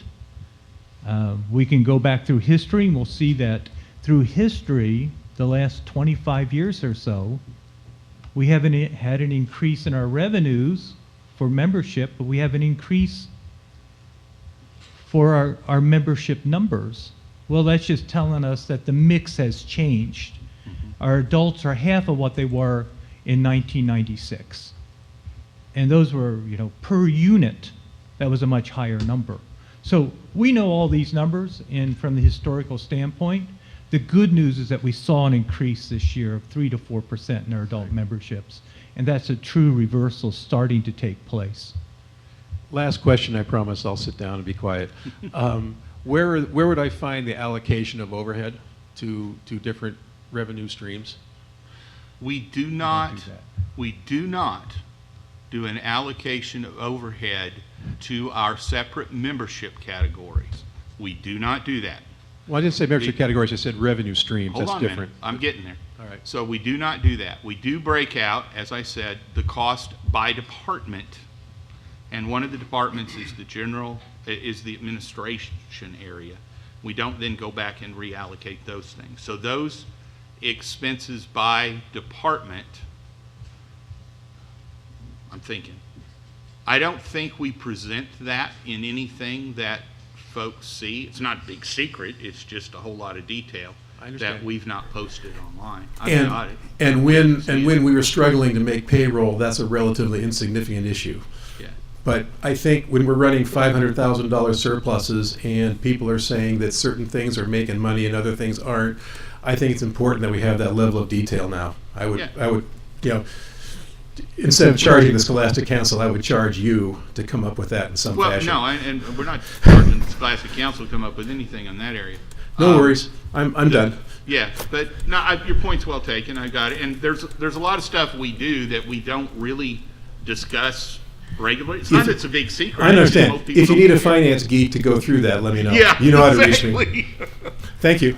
Doing this presentation, it's hard to balance between the finance geeks and what they love, because I can talk about this all day and y'all die on me in about 5 minutes. John Thompson from Minnesota. I got a simple question here.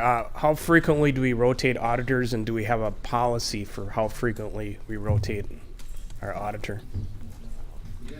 Your question was, by the way, these are directional mics. You need to get the mic directly in your mouth. I have an Omni, but you all got directional, so you need to be kissing it for us to hear you. The question was, what is our policy about rotating auditors and how often we do that? We do not have a fixed policy about how often we rotate auditors. Our current auditors were on a 3-year engagement. This was the last year. They have been our auditors for 6. It is certainly not my desire to change auditors at this point. The auditor firm is Bible Harris down in Chattanooga. One of the interesting challenges of being in Crossville, Tennessee, is that the opportunities for those sorts of services are limited. Our prior auditors were in Chattanooga. We switched because we weren't real happy with their service. It is certainly our intention to retain the current audit firm because we've had really good success with them. And the other issue is we're right in the middle of the transition in these financial statement presentations, and we'd like to ride the horse we started riding to get us through that process. So it is not our intention to change right now. After we get through this process, we may entertain a set of RFPs to see. When we did the RFPs last time, we did make the switch, and then when we went, we just renewed with the same firm. I will tell you as an auditor, and that's not, this is all the audit, this is all this financial statement statistics. Audit failures are highest in the first 2 to 3 years after you switch audit firms, because the new audit firm does not understand your business and doesn't know how to go find the skeletons in the closet. So there is a group of people who espouse rotating auditors regularly. As an auditor, this doesn't have anything to do with the fact that I don't like being rotated when I'm doing it. It has everything to do with knowing how much I understand about the businesses of clients. The danger is the risk for an auditor is familiarity risk. I know those people and I start trusting them, and auditors can't trust people very much. You just have to, even when you know them well, you just have to always look at something with a sort of a jaundiced eye. And I don't think we're in the level of familiarity risk with Bible Harris at this point. I just don't think so. So I hope that answered your question. There is no formal policy. Has anyone looked into what would be the best practice for frequency of audit rotation? It depends on who you talk to.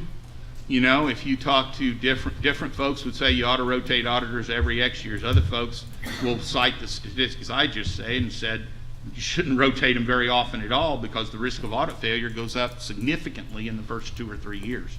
So there are competing elements on that as to what people say is the best deal. Unfortunately, a lot of times people pick auditors based on cost. And I don't say it because I'm in the business, but I'm not sure that's the best reason to pick somebody. It's just because they had the lowest cost. I hope that answered the question. Mr. Lawrence? Hi, Al Lawrence, New York. So we understand that membership fees are the most reliable income each year, least subject to variation over history. I'm interested in how that group might be changing. Years ago, in any given year, 50% or so of members didn't play a rated game. Are we becoming more an organization dependent on rated games? In other words, are other appeals becoming less important? Do we know some things about that you can tell us? That has not changed. On average, in any particular year, more than half of our members did not play a rated game in the prior year. It has remained remarkably consistent over time. It has not changed. The demographic mix is changing a bit in that the well-known Fisher Boom generation is rapid. The demographic wave of that's moving over this way, and on some parts of that group it's starting to shrink through attrition. It's a polite way of saying some of those folks are old and are dying.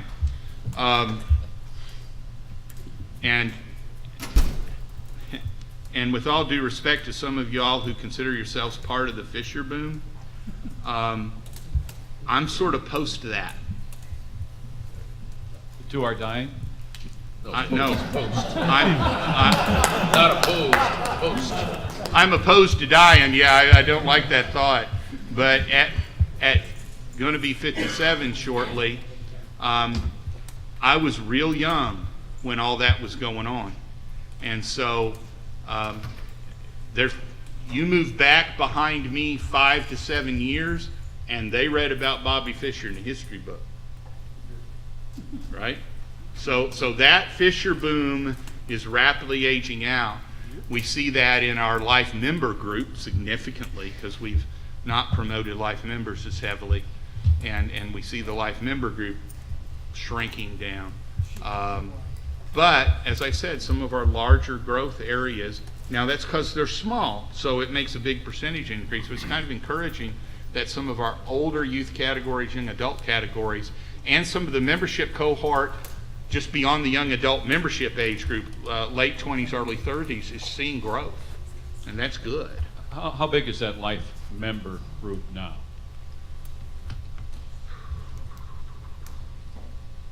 I'm sorry, I don't remember the numbers. I understand. And I presume that many of those from the Fisher boom are inactive. A higher percentage are inactive. Yes, and we've had a little problem because unfortunately some of these people have drifted away from the game, and their families don't know how to tell us that they aren't with us anymore. So we did a few years ago undertake a project to try to contact our life members and ask them how they would like to be served. Would they like to continue to get a magazine mailed to them? Would they like to switched that to an electronic version. We contacted them again over the last year and said, if we didn't hear from them in that first context, we didn't really do much, except move them to an electronic version of the magazine. This time, it was a little more positive interaction. So if we didn't get any feedback from our contact to our life members, and they had not interacted with us in any way over the last couple of years, meaning they hadn't played in a tournament, we hadn't heard from them, we didn't have a good mailing address or whatever, we moved their status to inactive. Now, anecdotally, I know we had one of these people show up and wanted to play in a tournament, and so we reactivated them. We didn't get rid of their membership, we just moved them to inactive, and any of them who show up and say, I'm still here, we'll certainly make them active again. But we did remove, Carol, 2,000 or 3,000? Before my time, I don't know the answer. Okay, we did remove, it was not much before your time, it was around this time last year. We did remove 2,000 or 3,000 that we could not find, who could not contact us, with whom we've had no contact for a number of years. So to get a little more realistic amount of who we think we really do have. So that has changed that number. That's one reason it's hard for me I got too many of those numbers in my head. Our life membership was listed at a little over 10,600 members. We're now, after the survey, down to a little over 6,500 active members. There we go. Of those, possibly 5,300 are active in the magazine. Thanks, Chuck. You're welcome. In the back, Mike first. I think at the workshop yesterday, you indicated that we were losing about 200 life members a year. Is that correct? That was estimated? We are, I looked at the life insurance charts the other day, and we put one up during the finance committee. And since I'm turning 65, this was very important. And from 65 to 75, a quarter of us are anticipated not to be here. And our life membership currently has an average age around 66. But Mr. McCreary, that's I'm sorry I wasn't clearer about that. That's not really what I meant. What I meant was that we have a large liability on our books that we call deferred revenue from life and sustaining members. So we recognize as revenue the membership fees paid by life and sustaining members over a 20-year period. The 20-year period was established a long time ago. Part of the reason is because the life and member dues have historically been about 20 times an annual dues amount. Under the theory that we're serving life members for about 20 years on average, I think it's probably higher than that. But that's the convention. And so given where we are at in that revenue recognition stream, there are about 200 or so that we have fully recognized the revenue from over the last couple of years that are dropping out of the revenue recognition. That's why the revenue recognition from that deferred revenue is going down. So going back to Chuck, Yes. based on your actuarial table, how many people do you estimate are dying each year? Well, it would be I would estimate that in the next 10 years, we'll lose a quarter of our life membership. Yeah. As new memberships are coming in at somewhere less than 50 a year. The new life members are averaging 20 or 30 a year over the last 4 or 5 years. That's less than 50. Yeah, Thank it is you. less than 50. Question and then. Yes, I have one question. I'm Jim Eade from Northern California, and I'm rooting for you, Chuck, to hang in there. So, and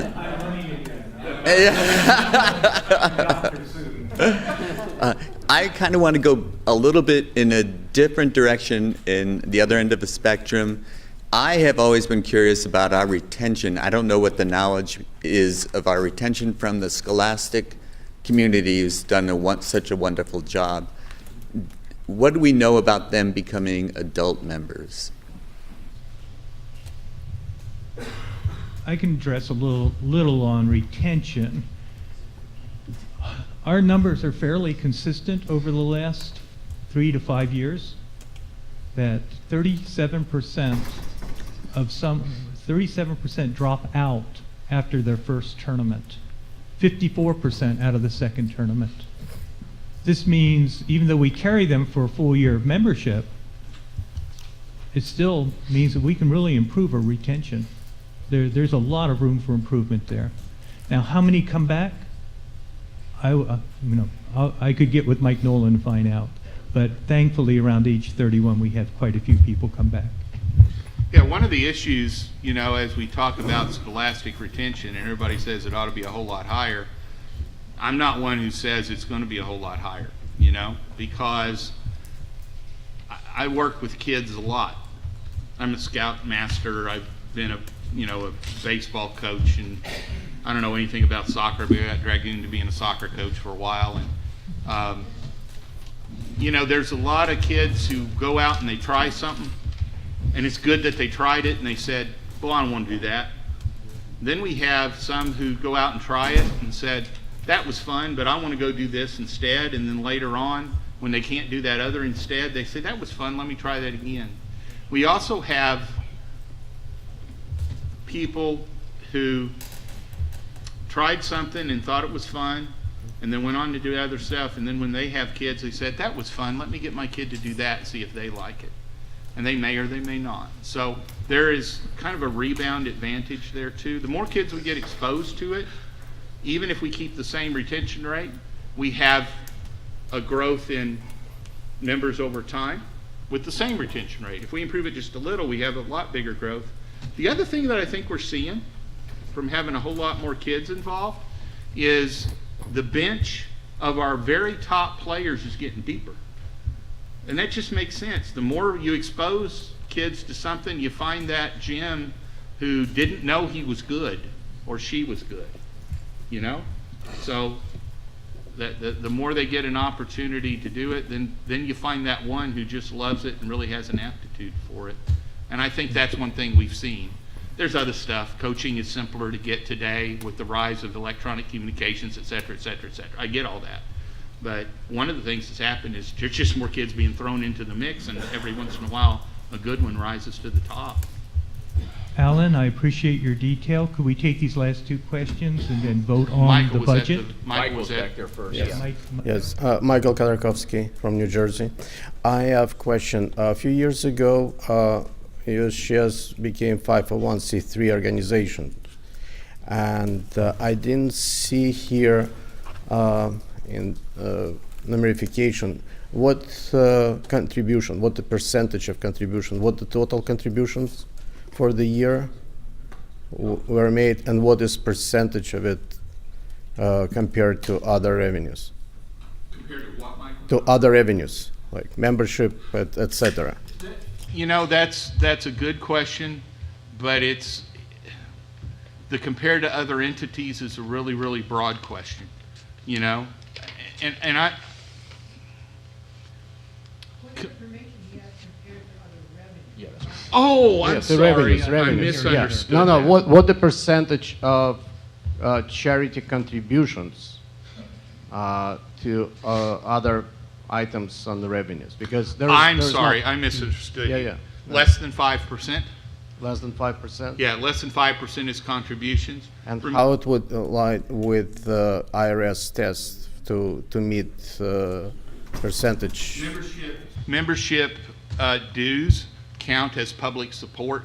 Our public support contribution, if you go and look at our 990, which is a public document, and every single one of them that we could find, we have put up on our website, including the ones before we were a 501c3. You can also get them through GuideStar and some other areas. Has a page for public support. Our public support number is something around 97%, because membership dues and event costs count. So we are in nowhere close to a problem with our public support test for our 501c3, if that's the question. Great. And maybe in the future, if such report will have the item how much contributions were made, because it would be helpful to see. I think we have that number both in the audited statement. We certainly have that projection in the budget. The projected contributions for this year in the budget were just $68,000. And those, as I mentioned, are largely event support that we pretty much know we already have. Okay. It's possible, and I mean, it's no secret. Our big donors have been supporting the World Youth and Cadet have been 2 Sigma, and providing $30,000 or so for that. We hope that will stay in place. There's been some changes in 2 Sigma, and we've appreciated their support so much. We hope it continues. We've had support from the St. Louis group, or St. Louis Club, to help with our international competitions. We've had the Kasparov Chess Foundation that's helped us for different events in different ways. Those have been our 3 largest donors, but we've had some others. You know, the Sheffrin family stepped up to provide the scholarship money for the National Tournament of Girls, National Girls Tournament of Champions. I'm sorry, we've changed the name a couple times. Won by Oklahoma. Won by Oklahoma. So, you know, you push the ball a little bit and it starts gathering a little momentum. You just got to keep pushing the ball. President Hoffpower in his report was talking about how, you know, as we can marry up programs with our program ideas with groups who are interested in that as well, and then we can put stuff on the ground that may increase those numbers. I think over time we'll see it, but we're not going to, you know, people have thought that the 501c3 was just a measure for us to go out and get a bunch of charitable donations. It really isn't. It's about, you know, answering you all's change in the focus of the organization and shift the ocean liner a little bit. It takes a lot of time to do that, but it's more a shift in the focus of what we're trying to do rather than run out and ask a bunch of people to give us charitable contributions. So. Thank you. Just want to thank the board for its continuing the voucher program and the suggestion on streamlining it. It certainly helps large inner city populations. But one of the things I've noticed that is when you ask kids how many want to go to their first tournament, the number that actually show up isn't the same as the number that said they will. And if you're filling out the voucher ahead of time, you're going to lose a certain number. My suggestion is you make a 6-month voucher and have the kid sign up when he shows up at the tournament. It might take a little more work for the USCF office to process that, but a 6-month one and having the kids actually sign up would increase the numbers greatly, and that would certainly improve the numbers given your retention rates after a tournament. Thank you. Mr. President, can I respond to that? We did increase the length a couple of years ago to the voucher program. I want to say it was 10-month expiry date. I have to look. And at a number of the tournaments that Garrett's saying what? 9 months? Sorry, 9 months. All right. And at a number of tournaments I know I've run, we've got a gentleman who's got the vouchers, and he's there selling them the morning of, and we're getting them in on the day of. So you don't have to. I know it's a lot of work, but you don't have to do it on the day of. So the current program will work for what you're saying, Steve. Mr. President, can we remind delegates if I'm accurate? You need to get right into the mic, Harold, because unless you're kissing it, we can't hear you. Kissing it is a little extreme. Can we remind the delegates, if I'm not mistaken, that they still have 15 minutes to sign up for the awards luncheon today? And if they're interested in doing that, they should do that right now. I have a question about something that you just said, and I want to make sure I understood it right. That you're saying that membership dues count as a contributions? Is that what you said? Or their contributions and membership dues are not separated, so that they're not considered separate revenue sources? No, Steve, none of that, none of the above. In filing a Form 990 for a 501c3 organization, there is a specific schedule called the public support test.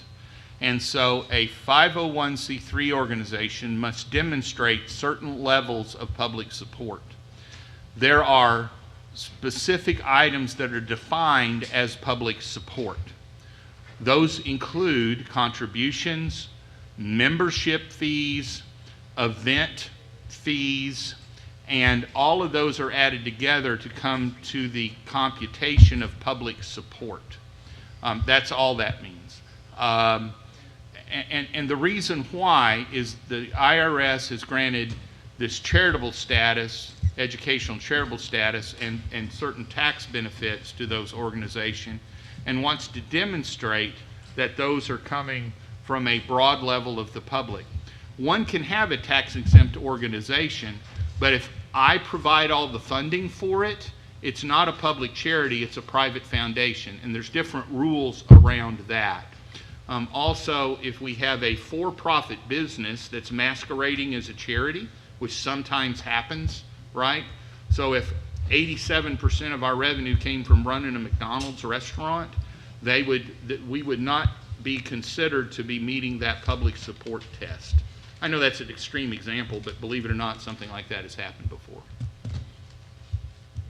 We're bringing up more questions. I apologize for more questions, but would like to suggest that the voucher program might be extended to a year. We have one affiliate in our state who starts the scholastic chess year with a camp in the first week of August and ends the scholastic chess year by celebrating the end of the school year with an early June tournament. And so when they buy the vouchers, they've got to choose which one of those things to exclude. Would also like to suggest that we not, and this comes from the same affiliate, we not limit them, that if, as I understand it, $300 for $9 each. Is that correct? The top level of participation in the program and the lowest price is when you buy 300 or more at a time. If they 300 or more. Correct. So they will continue, if they use up their 300, are they still entitled to have $9 memberships after they've done 300? Buy 300 or more at the same time. Okay, thank you.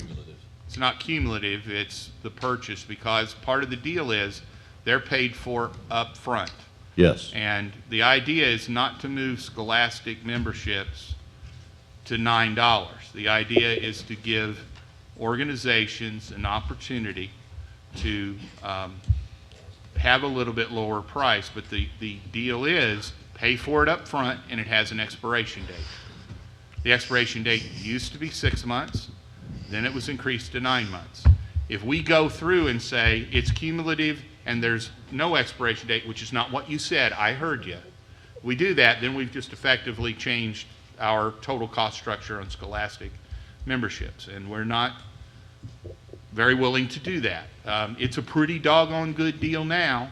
The trade-off is, you know, how many are you going to use? There's the possibility that some may go unused. That could happen. So you got to judge how much you're buying. You know, my colleagues on the board may see fit to expand that promotional membership to have the expiration date later. They chose to increase it to 9 months. I say they because I voted against that. You know, it's a trade-off. And the more we make it, the more we do that, we just reduce the revenue stream from it. And that's a deal. That's a big deal, you know. So the right balance is in there somewhere. We have some folks who have also said, if I buy more than 300, I ought to get it cheaper than that. We've pushed back on that because $9 is a pretty cheap annual membership. I mean, you know, the argument is if we gave it away for free, we'd have a whole lot of members. I know. And to extending it to a year, you have the downside then of wraparounds. If you have the same tournament at the same time every year, many of you know, I'm sure know that if you buy the membership at the exact moment in the month, you probably can get 13 months worth out of it. So there's a problem there. If you extend that to 12, you could get that wraparound problem, and thereby lose the second year's worth of membership revenue, even if it is only $9, but we're losing that. Yeah. Time for one more question? This is the last Thank question. You. Thank you. Maureen Gramont, South Carolina. In the finance workshop, one of the things that was brought up, Alan, that we had the question that I asked to the board, and I'm asking now to the board is, the revenue that is being generated, you said that the majority of the revenue is coming in from membership and sponsorship. Is that correct? The majority comes in from membership. 2 million out of roughly $3 million in total revenue comes from membership. Okay. And then I had asked if there's anything in additional, if there's anything that the board could be looking into for additional revenue outside of membership and outside of sponsorship, but still retain its 501c3 status so it doesn't go over a certain threshold. Is that a possibility to look into? And that's what I would recommend. And the answer in the workshop is yes. Okay. There's not anything we've been looking into much right now, but certainly those possibilities exist. Okay. If, as you all have those thoughts and ideas, we certainly would entertain them. Okay, thank you. Mr. President and fellow delegates, I move to accept the budget. All those in favor, raise your credentials, state aye. Aye. Opposed? Abstentions? Motion passes from the review of the budget. We have some additional reports of the staff, and I'd invite our Executive Director, Carol Meyer. Thank you, Mike. And thank you, everybody, for making me feel so welcome here at my first directors meeting. It really is an honor to be up here and having the chance to give this presentation this morning. First, a little bit about me. People had shared with me that you might be curious. So I just wanted to share that I've been a career nonprofit professional. This is almost exclusively what I've done throughout the 30 or so years that I've been in the workforce, with one brief exception. When I'm not at work, as you can see on the screen, I like to ride my road bike and hike, and I also play the French horn for fun, for those of you who are musicians in the office. During my first few months on the job, it's 10 months now, I've really had the good fortune of interacting with many of you and learning from you and hearing what your concerns and dreams are for this organization, and I just want to encourage people to continue reaching out. I do have a pretty open door policy, and I want to encourage that continuous input, because that's how we get better as an organization. And if you haven't seen it, when we were here yesterday with the staff forum, I'm really excited about the future of US Chess and helping it grow and evolve into a sustainable organization. Before I get into the real substance of my presentation, I would be remiss if I didn't thank the many people who've helped me during my first months on the job. First of all, the executive board, and in particular Mike Huffpower and Alan Priest. We've spent a lot of evenings together on the phone. Sometimes 2, 3, sometimes longer than 3 hours, stopping at 11 o'clock at night, just brainstorming, they guiding, and all of the board members invest a lot of sweat equity into this organization, and I think we should give them a round of applause for all that they do for us.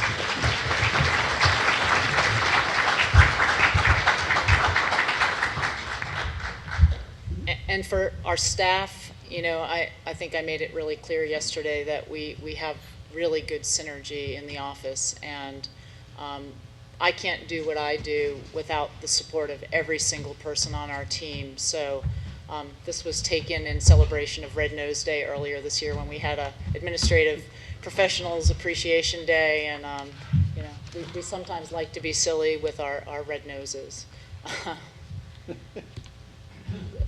For our sponsors, of which there are a pretty good number listed here on the screen, we can't do what we do without your support. So thank you for your continued generosity.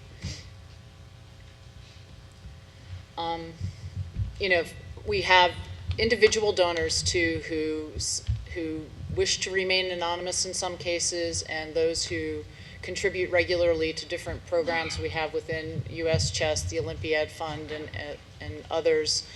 Just a thank you to each of you for believing in us to realize the mission of US Chess. So moving on to a snapshot of the past year, you can see that we have had a good year financially, as you just heard, but we continue to grow. Between 2010 and 2018, by event, we've seen pretty significant gains in attendance at our national scholastic events. I'll point out that the K-12, because it happens in December, the data for this particular chart is from 2017, not 2018, because the event hasn't happened yet. And with the work and the investment that the Women's Committee has been putting into engaging girls in the game of chess, over the past 8 years, we've seen meteoric rises in the percent of participation of girls in U.S. chess scholastic events. And you know, to all the members of the Women's Committee, I see a lot of you in the office, both men and women, want to give a shout out to the work you're doing, because you're leading to achieve our mission. So thank you so much. More generally, and I think this reflects some of the financial data that was put up there, the orange trend line is our rated events, and you can see a pretty good trend, upward trend in how the number of events keeps growing year over year. The bars are the actual rated games, and we had something like 822,000 rated games last year. That's remarkable, and you know, it'll be a milestone when we cross that million mark, probably not too far down the road. And what I like about the events is that they really give us the opportunity to tell our story. You know, pictures are worth 1,000 words, and to see those kids playing, you know, some of them in their regalia, the funny hats that they wear, or the t-shirts that express their love for the game, that's the story we need to be telling. On the operations side, I was given a pretty good handoff from Jean Hoffman, and I would be remiss if I didn't give a shout out to her, and she really was tremendously helpful to me in pointing me in the right direction and sharing the right information as I got started. And I'm building on efforts that she started, mainly in 2 areas. One is that we're continuing to professionalize business processes. You know, we do competitive bidding now for contracts that we award. That's just a standard practice that's in our office. It's no more, you know, we've got a friend, we're going to give you a website contract. We're just not going to do business like that. And that really achieves 2 things. One is cost control, but 2, there's an accountability factor on delivering what's in the contract. And I think those are really important for the integrity of how we run our business. And that's how I want people to see us, that we're an organization of high integrity. We've also, I've also started to build on some other work Jean did in streamlining office procedures. We're in like binder heaven in Crossville, and I have an intense dislike for these 3-inch binders that have stuff that who work primarily from Raleigh, North Carolina, where I live, I can't access that stuff, and so I have to call the office and get them to scan it, and you know, we're working to come into the 21st century on so many levels.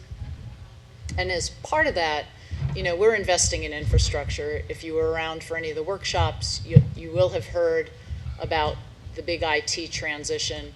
We've made one big step forward in our IT transition. We migrated everything off of old, aging, unreliable hardware, and moved all of our database assets and other services that we run onto a new hardware device that's continuously communicating with a data center in another state, as well as 2 instances in the cloud, both with Amazon Web Services and Microsoft Azure. And we know that our data is backed up. We know that it can be recovered, and you know, that should give everybody a sense of relief, because I'm not sure all of those things were being done 6 months ago. So we've secured what we have, and now we're looking to rebuild a system from the bottom up to better serve our members and the broader chess community. And then the other piece that I'd just like to briefly touch on here is that we're just stepping out. There's been a couple of opportunities that have fallen in our lap.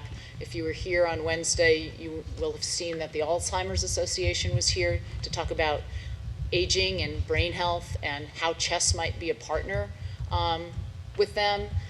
They came back yesterday to participate in the Accessibility and Special Circumstances Committee because they liked the sense that they got when they made a presentation here on Wednesday. We're thinking about our role differently, and the Alzheimer's Association is an expression of that change.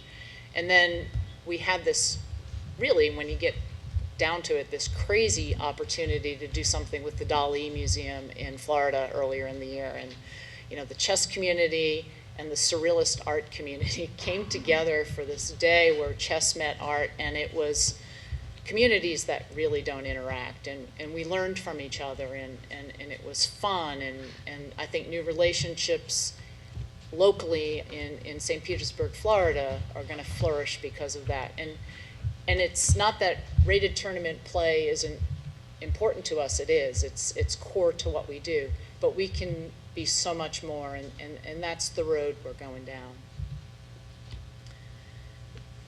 So I guess this body, back in 2009, assigned to one of the committees, probably the bylaws committee, to explore what it would be like for us to become a 501c3. And it set in motion a number of milestones that have led us to today. And I think, you know, to sum it up really quickly, I see a bigger tent.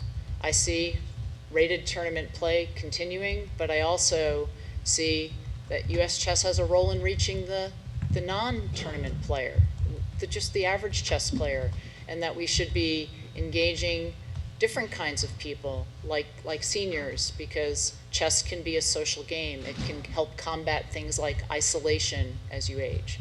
And so I come from a different community, and I look at things through a different lens, and what you're hearing, I hope, is that these are ideas that I can see as opportunities for us to grow more people who play chess, and it's very exciting. As Mike pointed out earlier, the board has affirmed goals of the organization, and you know, we have to start putting some meat on those bones, and we're going to be asking our committees to help us identify initiatives that we can fund to meet our educational mission. One thing a number of you have heard me say this week is that, you know, we're an educational nonprofit that has members. Legally, we're not a membership organization, and while that distinction doesn't change a whole lot about how we operate our business, it does shift the emphasis of what we do, and I just want you to reflect on that as we go forward, because legally we're required to meet a certain mission, and with our members' help we can do that. But changes like this are not easy. I recognize that. And, you know, change takes time. And I can't tell you the number of people who have said, so, you know, how much money have you raised? And but this is a cultural shift. This is hard.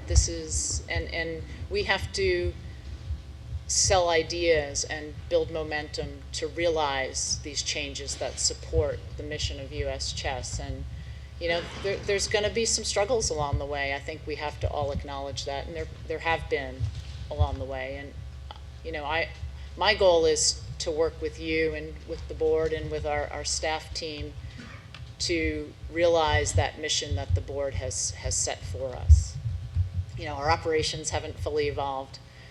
Dan Lucas's role has transitioned to better support a mission-directed organization. There's little steps we're taking so that we can act more like a nonprofit. And as Mike Hoffpower has said a number of times, you know, we're a learning organization, and in some ways we're learning as we go, and we're going to make some mistakes. That's bound to happen. In terms of what we've done to date on the mission, you know, as I mentioned earlier, the Women's Committee is our exemplar for living out that mission. They are growing the game in new and different ways, and by supporting a segment of our membership who, for whatever reason, we've had a hard time not just attracting, but keeping them when they get here. And Maureen, under your leadership, those activities are inspirational, and the girls, even if they don't articulate it, I know that they appreciate those opportunities that you're giving them, so thank you. Similarly, the Accessibility and Special Circumstances Committee, you know, they don't want to, they want to promote access-enabled chess. They don't want people with disabilities to have to play in events that are not the events we play in. And so there's an inclusiveness agenda to what they're doing. And Janelle, under your leadership, and Sean, you know, we would not have made the strides we've made in the past year. So your contributions are real, and we're grateful. Thank you. But for those of you who were here last weekend, the new senior event was fabulous. We had over 40 people come out, first time. I mean, thank you, David. What a show it was. And yesterday, one of the participants said, "This is like a dream come true." I mean, we're doing something right. So what's next? We're going to be linking new initiatives with funding. You know, we too are going to be having fundraising campaigns. That's what nonprofit organizations do. We'll be looking towards different types and sources of new revenue. You know, it could be foundations, it could be corporate, it could be individual donors, but that's one of the big changes, I think, that you'll begin to see from US Chess. And our development committee had an informal meeting over lunch yesterday, and I think we've got a lot of good people on there to help us succeed. Like I mentioned earlier, our committees will be engaged in some of these new initiatives and actually helping us identify them. The new information system will help us better support our mission. We're going to be hiring some new staff. We have 2 openings right now. Some other things may get shifted around, but if you know people, we'd love to talk to them. A director of development and a governance coordinator are both currently open.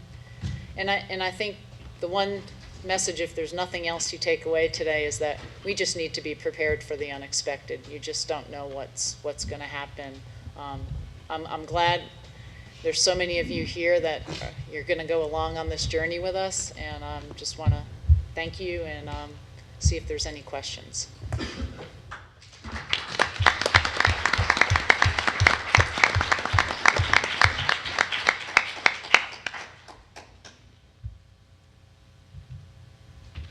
Carol, I have a question for you. What have you found has been the greatest challenge for you as you stepped into the job beyond learning how to horsey moves?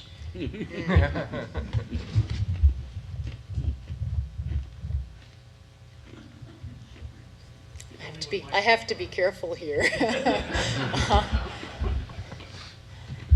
You know, I think it's, I've heard a number of people refer to this. You know, there's a lot of vested interests within US Chess, and every organization has them.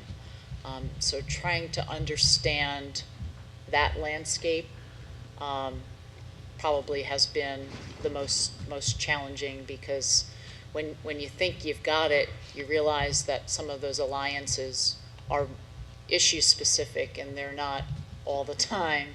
So yeah, I think it's navigating, for lack of a better word, some of the politics, and you know, I have a Swiss flag on my lanyard here to claim neutrality, but you know, I have to understand the politics. I just don't want to get sucked in. So.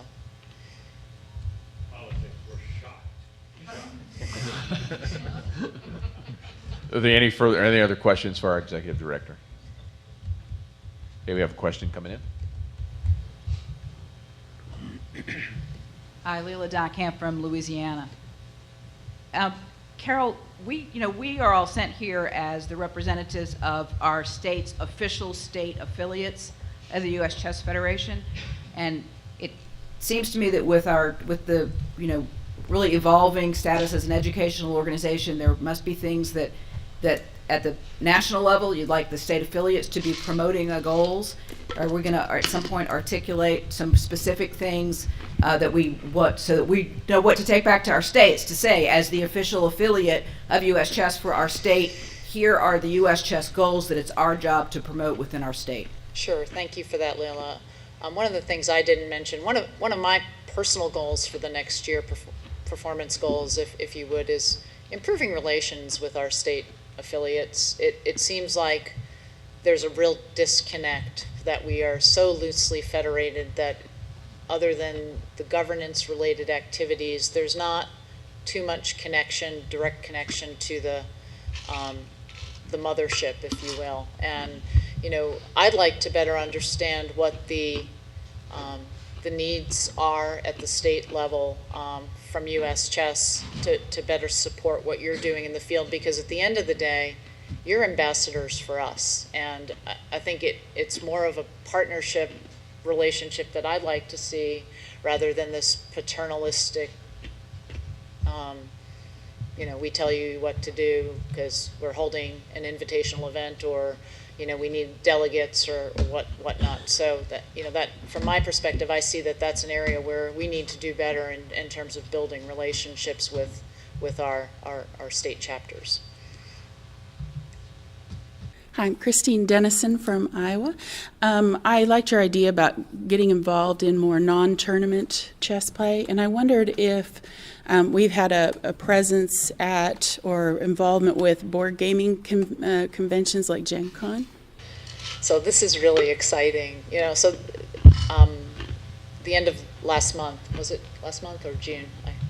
We sent Pete Karayanis of our staff, he's our assistant director of events, to the Games for Change conference in New York City.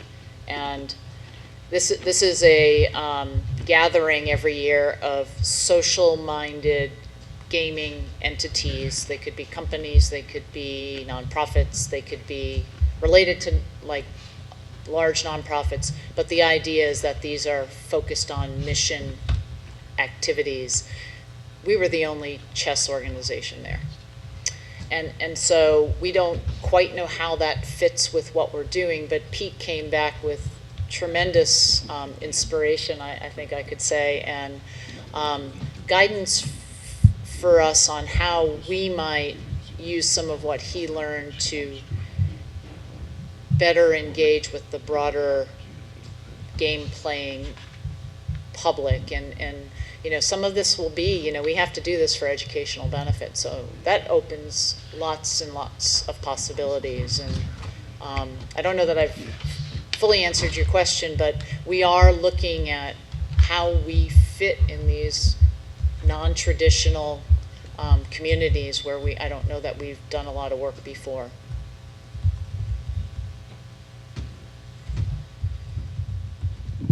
Okay, we have a question in the back.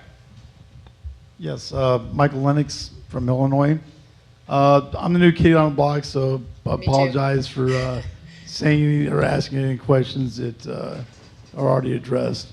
My question is do we have a presence with the UCSF concerning social media? I'm finding it's a good tool. Absolutely. So Jen Shahadi, our digital editor, beyond being our website guru, she maintains a very, very active presence on Twitter and Facebook and Instagram. Everything's US Chess or US_chess. US Chess Women has a handle on both Instagram and Twitter. Yeah, we're very active on social media, and I would expect you'll see that only grow.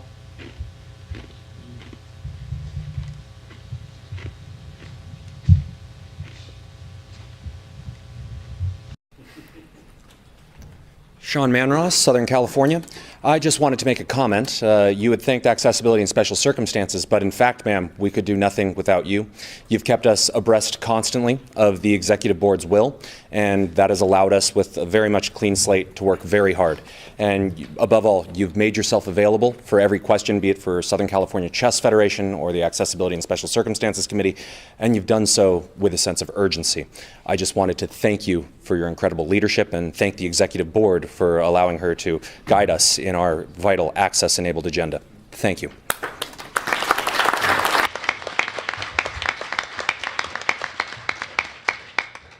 Okay, I'd like to invite forward Dan Lucas. Carol, thank you for your report, and we all look forward to working with you.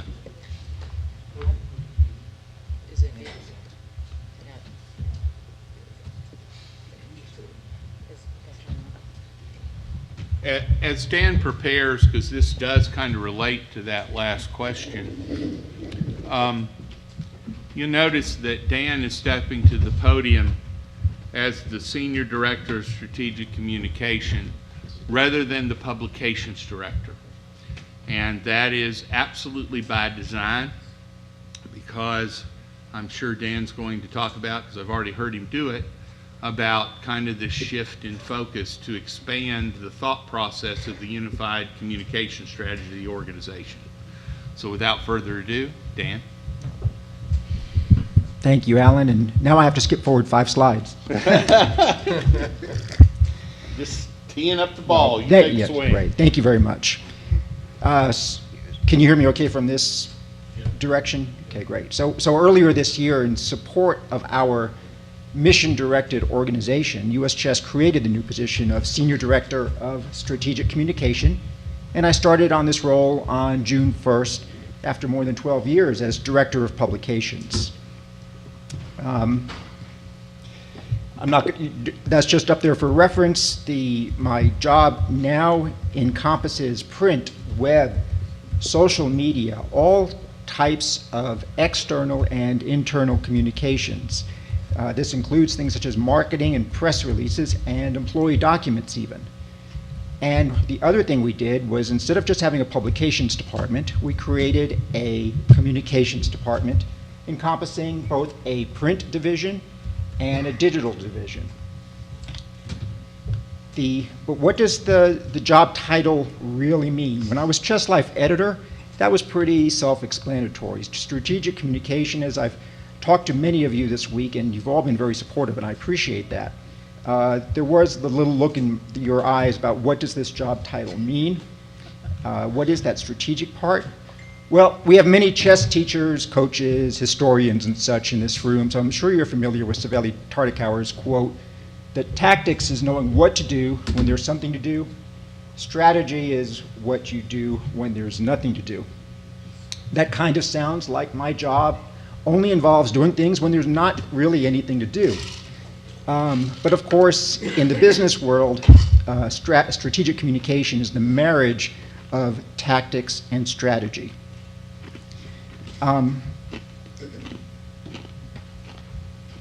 The definition of strategic communication is for consistent information activity within an organization. So simply put, my responsibility is to keep U.S. Chess on brand and on message. And what is that message? U.S. Chess is a 501c3 educational nonprofit. Again, U.S. Chess is a 501c3 educational nonprofit.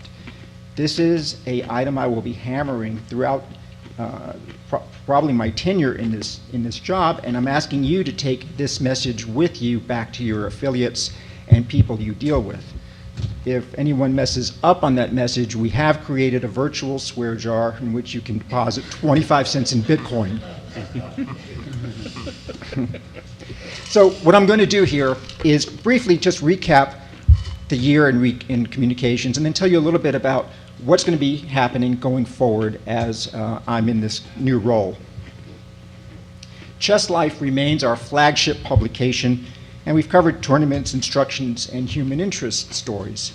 However, we're now doing it with new personnel. As part of our new reorganization, we created the new position of publications editor and promoted Melinda Matthews into that job. with her main job function being as Chess Life editor. So, Melinda, could you raise your hand and show people where you are? Let them put a name to the face.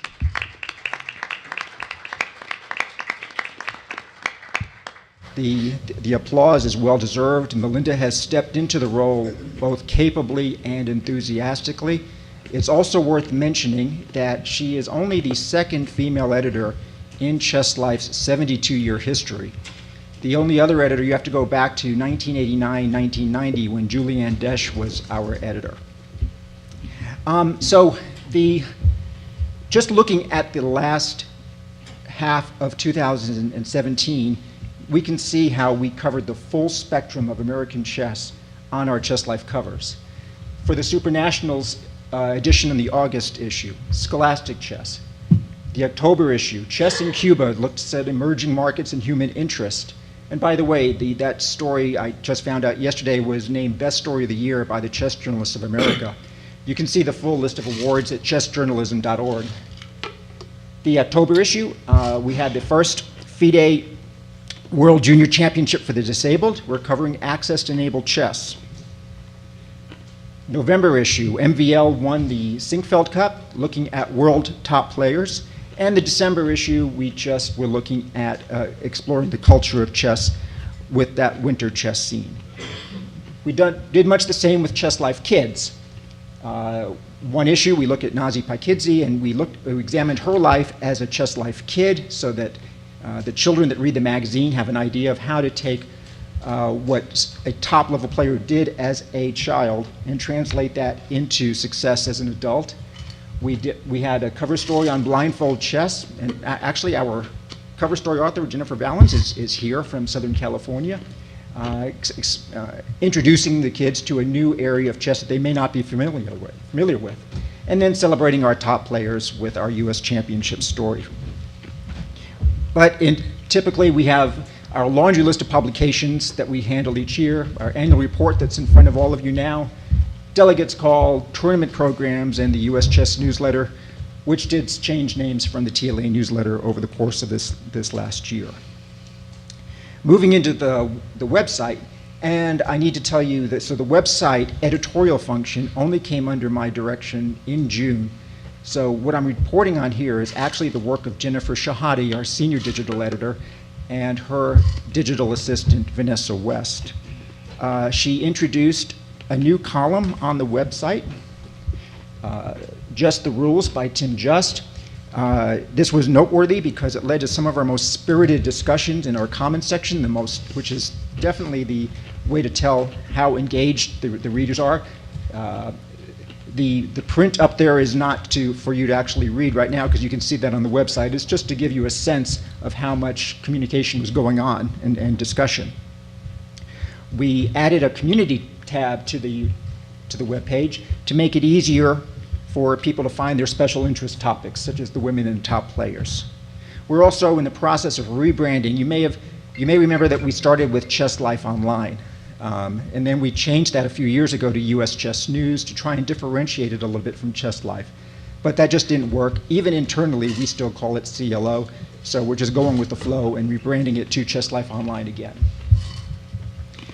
We began a podcast in April of this year.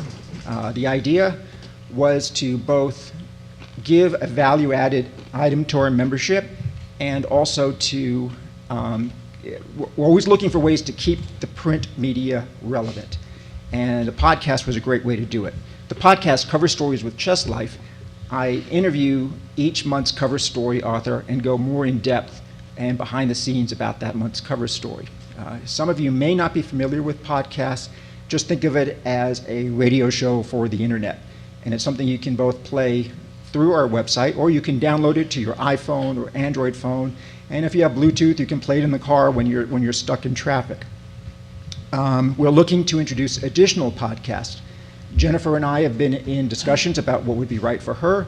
I'm looking to create a new podcast called One Move at a Time, where we look at people who are advancing our mission statement.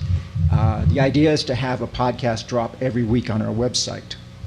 But the ultimate goal of uschess.org is for us to have a news story, sometimes multiple stories, depending on what events are going on every day.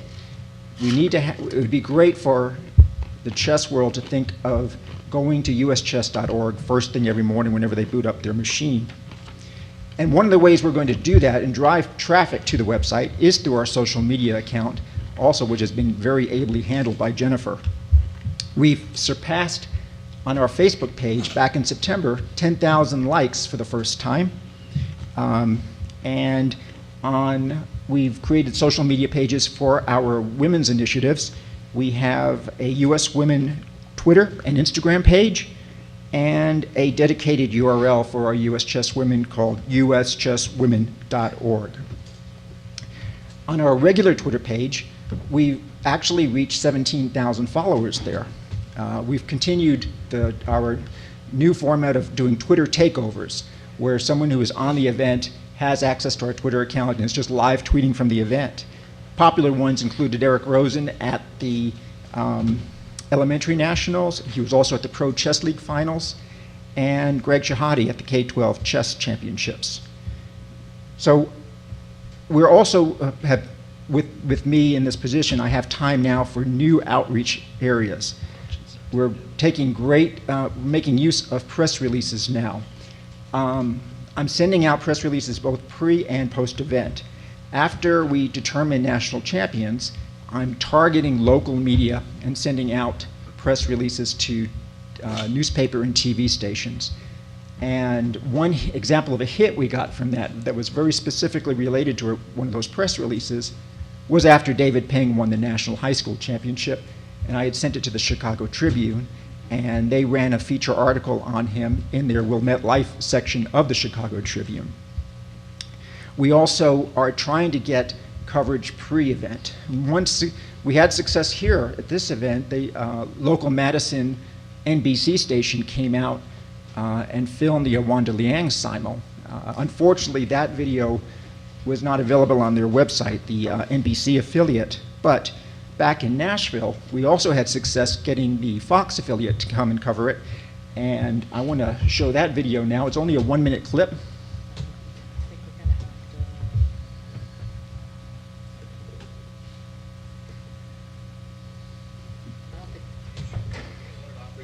More than 2,000 elementary school students from all over the country competed for the Chess National Championship. Hundreds of kids are trying out for competitive chess for the very first time, in fact.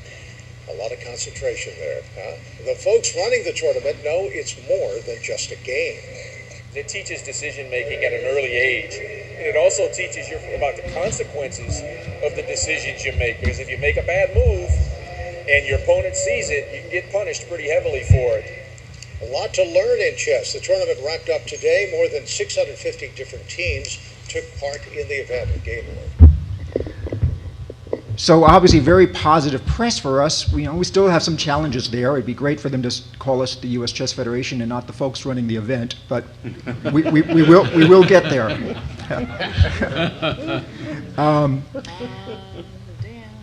Yes. Back up, but now that we're past the video, let me see if I can't pull it up off my desktop. Communications, here we go. Yeah, there you go. Do you remember which slide you were on? Yes, go to 15. Thank you. 15 or 16? You can go ahead and pull up 16. And then you go to view and present. Right. So another area that we are doing is we are sending congratulatory letters to our national champions, and those are being done under Mike and Carol's name. We are, for school, those are sent individually. For school winners, school team winners at our Spring National Scholastics, we sent those letters to the school principals. We are also sending letters to our new FIDE Titleists. Again, those are all done under Mike and Carol's name, so they're receiving acknowledgement from us that, you know what, this is something that's very important to us at US Chess, and I think it's hopefully people are framing those letters even, or keeping them in a very safe place. So what are our next steps going forward?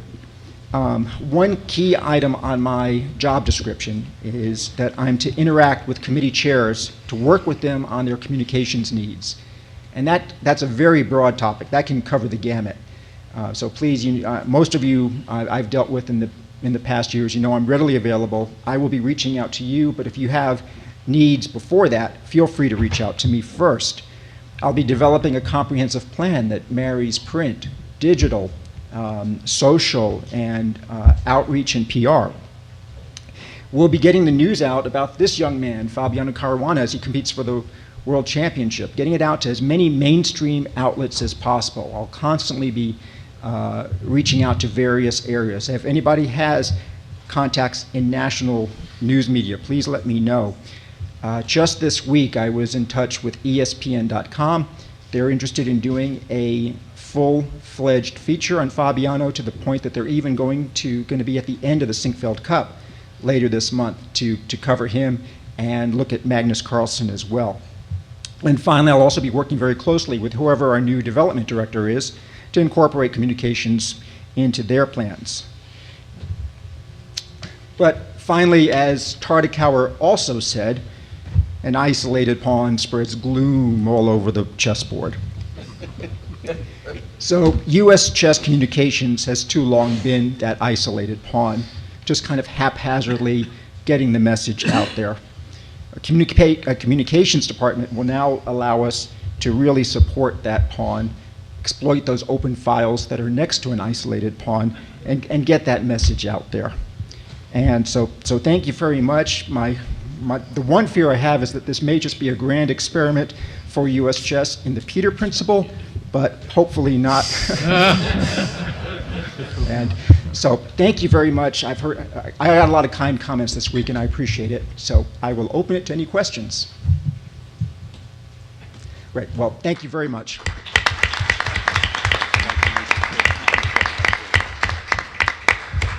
One thing that I think you heard in the finance presentation, you heard from Executive Director Meyer, you heard from Communications Director Lucas, that it's important to note 501c3 educational organization.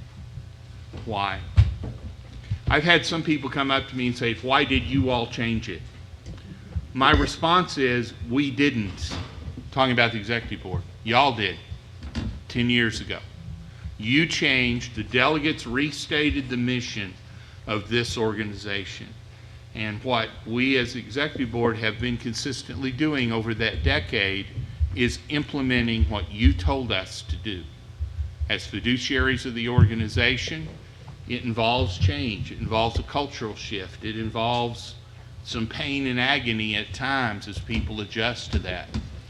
But what we're doing is executing the mission you gave us to execute. And all of this stuff that has stemmed from that, it has taken a decade of pushing the ball.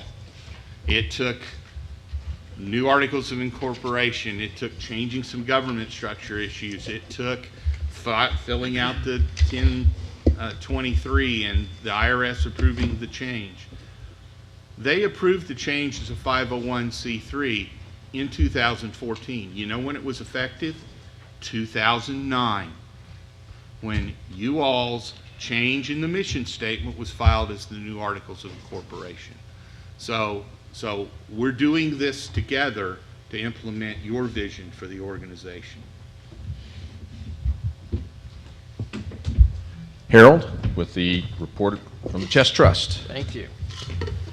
In the last fiscal year, ending May 31st, 2018, the 501c3 Chess Trust distributed 688 chess sets and boards to 90 schools in 35 states. We also purchased 210 U.S. Chess memberships. We reached a 3-year agreement with U.S. Chess thanks to Al Lawrence, Mike Hofpour, and Alan Priest. We also received an anonymous $5,000 gift to support women's chess. And then in consultation with the Women's Chess Committee, we've been using the fund to support regional women's and girls tournaments. So far, we've supported the Southeast Regional, the Western States Regional, the Mid-Atlantic Regional, and the Midwest Regional.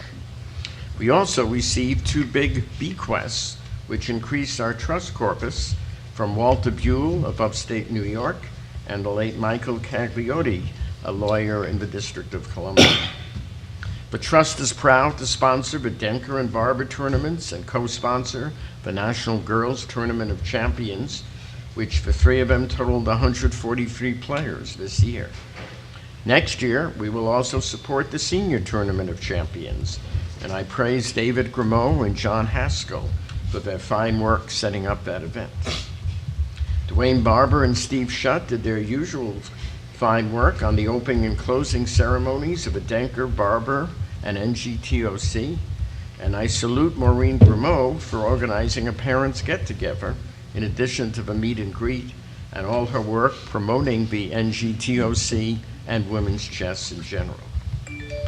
We continue to sponsor the Scholar Chess Player Program with the help of the National Scholastic Chess Foundation of Sunil Weeramantry, and also the Collegiate Final Four with donations from 2 Sigma, Booz Allen Hamilton, and the work of Mike Herman and support of Mike Hoffpower.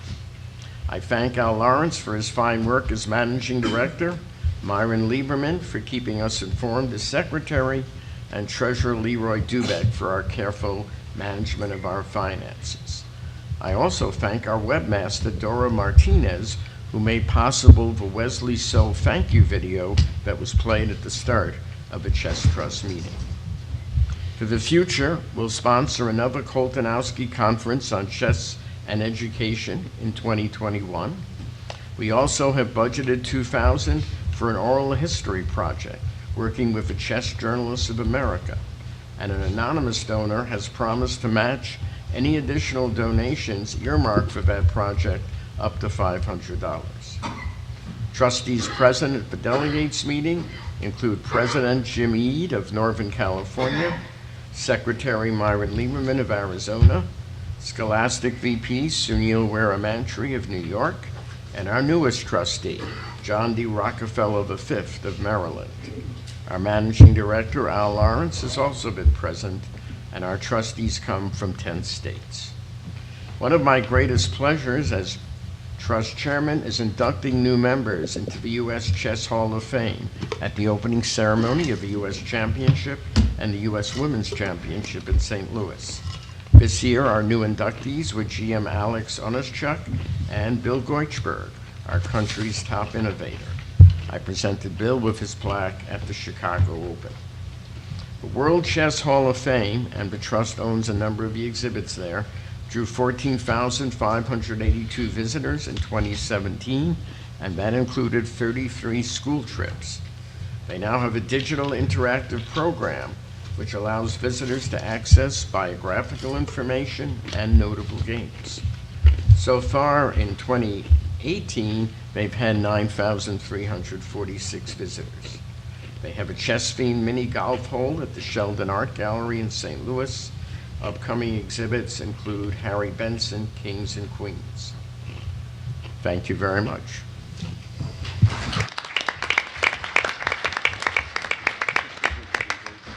Ruth? We'll now have our report of the FIDE Zonal President, Ms. Ruth Herring.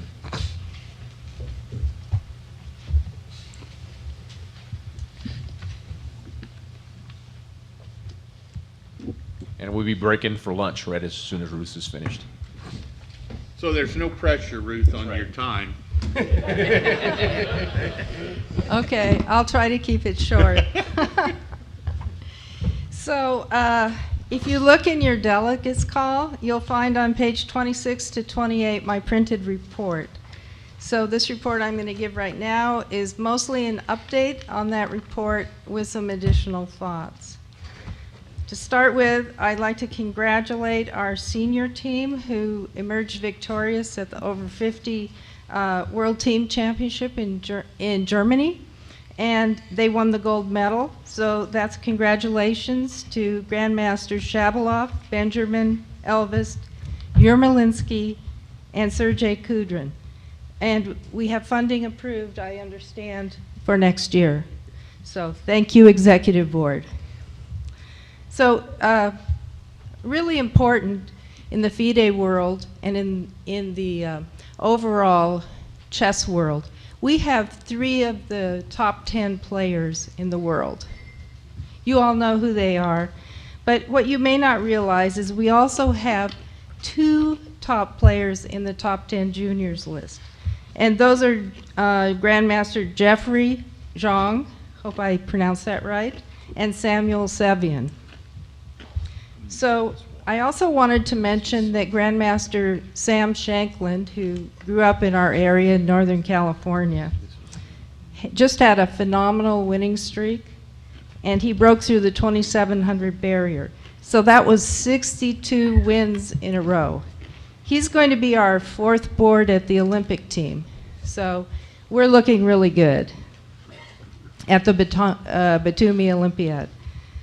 Our women's team will consist of Irina Krush, Anna Zatonsky, Tatev Abrahamian, Jennifer Yu, and Sabina Feuser, with coaching by GMs Melik Kachian and Robert Hess. So we really have some great competitors going to those events. In addition, after some delays, we're finally going to be having the women's knockout tournament with our qualifiers from 2017 zonal. So Sabina Feuser and Nazi Pakidze will be going in November to Khanty-Mansiysk. That's in Siberia. And I've been in Siberia. I've been there for an Olympiad, and it wasn't that bad. We're having a flood here. I actually grew up in Alaska, and it reminded me of my childhood. So, as you know, Fabiana Caruana is going to be challenging for the World Championship, and it's scheduled for November in London. And we're all rooting for Fabiano and hoping for a Caruana boom. So I know earlier we were talking about a Fisher boom, so now it's time to sort of switch our mode and look to the future. So on to second quarter presidential board meeting at FIDE. We had a number of titles approved. And I really want to thank the board here for sending out certificates and acknowledging the titles.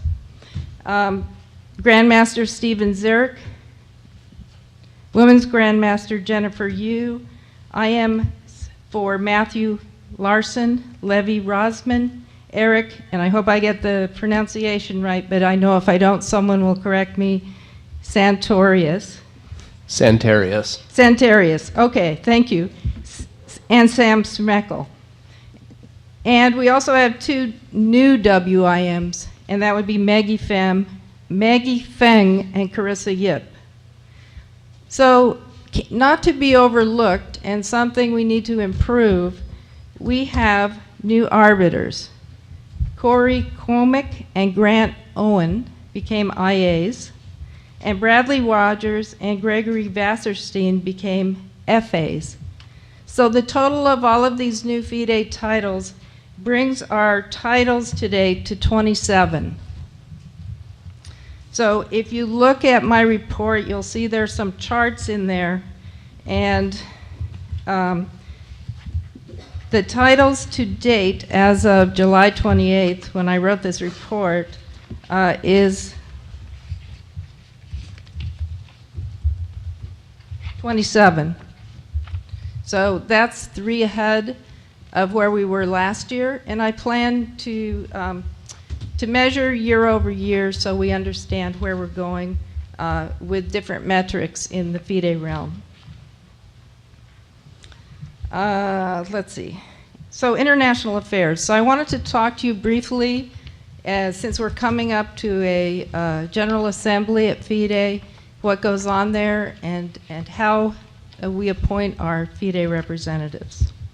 So Section 4, International Affairs, of our bylaws says that U.S. Chess is the official USA unit of FIDE and shall be represented officially in FIDE affairs by a permanent delegate appointed by the Executive Board. So Michael Kartakovsky, Michael, could you stand up and wave at everybody? Michael's our delegate.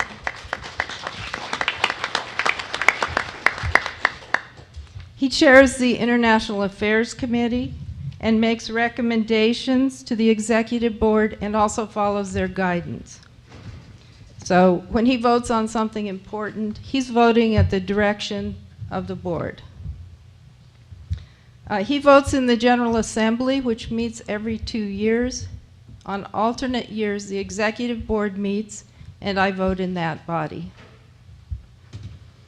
So I also take my guidance from the U.S. board. Michael and I are often on the phone together and talk about what we need to inform the board of, what reaches the level of something that needs to be paid attention to, and we also ask for their advice.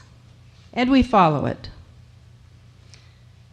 So on to the U.S. Chess website. We do have a FIDE information page, and I'm going to be talking to some of the folks here, Carol and Grant, about how we can make that page more user-friendly and provide more information. It's called FIDE Information, and it has information about FIDE IDs, transfers, titles, registering for FIDE tournaments, and submitting tournaments. We're going to upgrade that with some more useful information, and as we found out in some of the meetings, the FIDE events meeting, and some other meetings, there's additional information that we could be pushing out to members. So I talked to Grant Owen. If you don't know him, he's our manager of FIDE ratings and titles and USCF and FIDE certifications. He's going to be pushing some information to you based on questions that we got in the workshops here. Let's see. So if you look at the charts that I published, there's one called FIDE events, and this is one of the metrics that I want to start tracking. And over last year, we just have 2 more than last year. And it was suggested in one of the workshops that we sort of map out by region where the events are being held, and then look at how we can spread FIDE events to other regions if it's appropriate. There were events held in 25 states, and I'm not going to read you a list of the states, but I can map that out also. One of the important things that we have to remember is in order to hold a FIDE event, you need to have FIDE arbiters, and we have a shortage of FIDE arbiters, so we need to solve that problem too. The top number of events was held in Northern California. Judith, thank you. And that was 9 events, and that's year to date, followed closely by Missouri, Texas, Washington, and New York. Though I must mention that the scheduled events, New York has 16 scheduled for the rest of the year. Yeah. I'm not going to list all of the states, but the number of players in the FIDE events is increasing. I requested very late a demographic breakdown, and I wasn't able to get it yet, so I'm going to work on that with the staff to try to understand who is playing in the events, whether they're women, what their age is, so that we can try to look at what kind of events we should be holding, what kind of events are most popular. Finally, FIDE elections are coming up. So for those of you who don't know, I am on GM Nigel Short's ticket as the General Secretary. And we have a platform for transparency and integrity. We're running against 2 other tickets, one led by a Russian politician and billionaire, Arkady Dorkovich, who was the Deputy Prime Minister of Russia. And the other one representing the incumbents, Georgios Makropoulos, or as we all call him, Macro, who once famously said he could never run because he could not win. So with that, we'll see what happens. If you have questions for me about FIDE elections, I'm happy to answer them. Thank you, and enjoy your lunch. Okay, thank you, Ruth. Okay, this body is now recessed until the end of the awards luncheon.